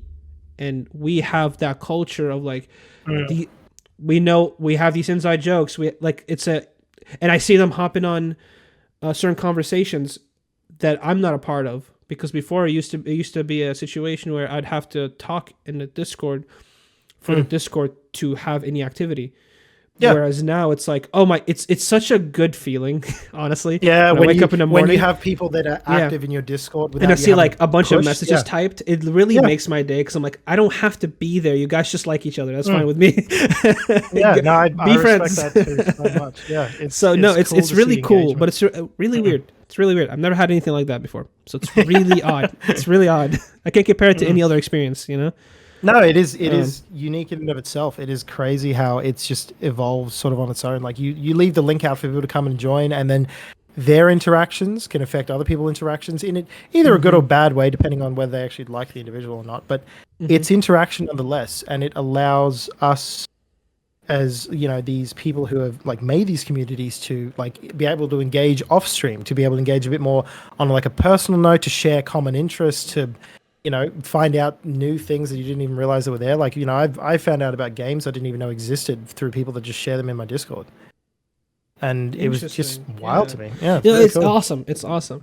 Well, I gotta say, we talked about more topics than I thought we would. I was gonna say we're creeping up to the at least more. At least more diverse topics than I thought we would. Yeah. This is obviously, for those of you watching on YouTube, this is like we're coming close to the YouTube end, because I'm planning on rating on Twitch. So hey, follow me on Twitch. Follow him on. Well, I guess this way. Follow him on Twitch. Yeah. Follow him on Twitch. You follow me on Twitch. Yeah. Yeah. Listen. I don't have to sell his channel. He already did plenty of that today, and it's amazing. Is there anything else you want to add? And if not, please plug whatever you want to plug. Just tell the people where they can find you, your schedule, everything about it. I'll do the conversions in the description. It's okay. No, good. Oh, good. Oh God. YouTube, Twitch, Twitter, Instagram, whatever. Is it okay if I drop a link in your chat? Is that cool? Oh, that's fine. And also make sure you send me the links later so I can put them in the description as well. Okay, sweet. No, I appreciate that. Get your worth. No, I appreciate that. Thank you. Give me a sec. Let me just pull these up because I should have these prepared before and I simply didn't. I mean, it's fine. It's all good. Socials. Yeah.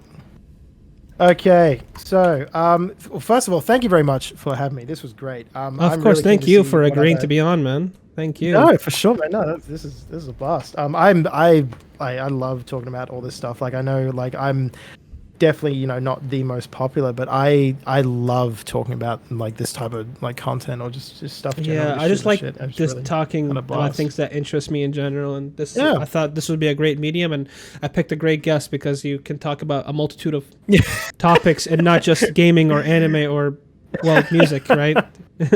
No, I tend to segue quite a lot too, so it's it's easy for me to. It works well for this medium of talk. Right? Absolutely. So look, must be high. Yeah.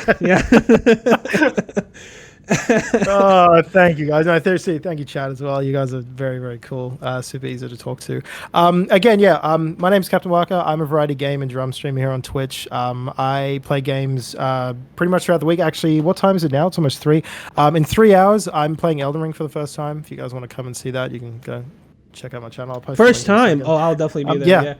Yeah, first time for Elden Ring. This guy is the reason why I don't have a good sleep schedule, because I like watching the streams. I like watching the streams. That's on you. You can't blame me for that. You're entertaining, but you decided to live on the other side of the planet. What am I supposed to do about it? That's fair. That's on me. I should either live here or stop being entertaining. Pick one of the two. Yeah. All right. Oh man. So that's I'm playing Elden Ring this week. I also play music. I'm a drummer. I've been playing music for 15 years. I play that thing back there. It's this old drum set, the one with the big Snorlax on it. If you want to check that out, I play every Thursdays at either 6 or 6:30 p.m. AEST. All the other content I've ever made before, you can click the link that's just dropped in chat now. Let's take you to my link tree. That's everything. That's my Twitter, that's Discord, that's YouTube, that's my VOD channel. If you want to see any of the stuff I've played before, just done all that, you can follow the link there. Yeah, there you go. That's everything. Easy. Yeah, well, that's CaptnWakka, ladies and gentlemen. Thank you. And we'll see if. Thank you for a great first episode. I really appreciate it. No, thank you. And thank you for having me. This is awesome. Very cool. Of course. Awesome conversation.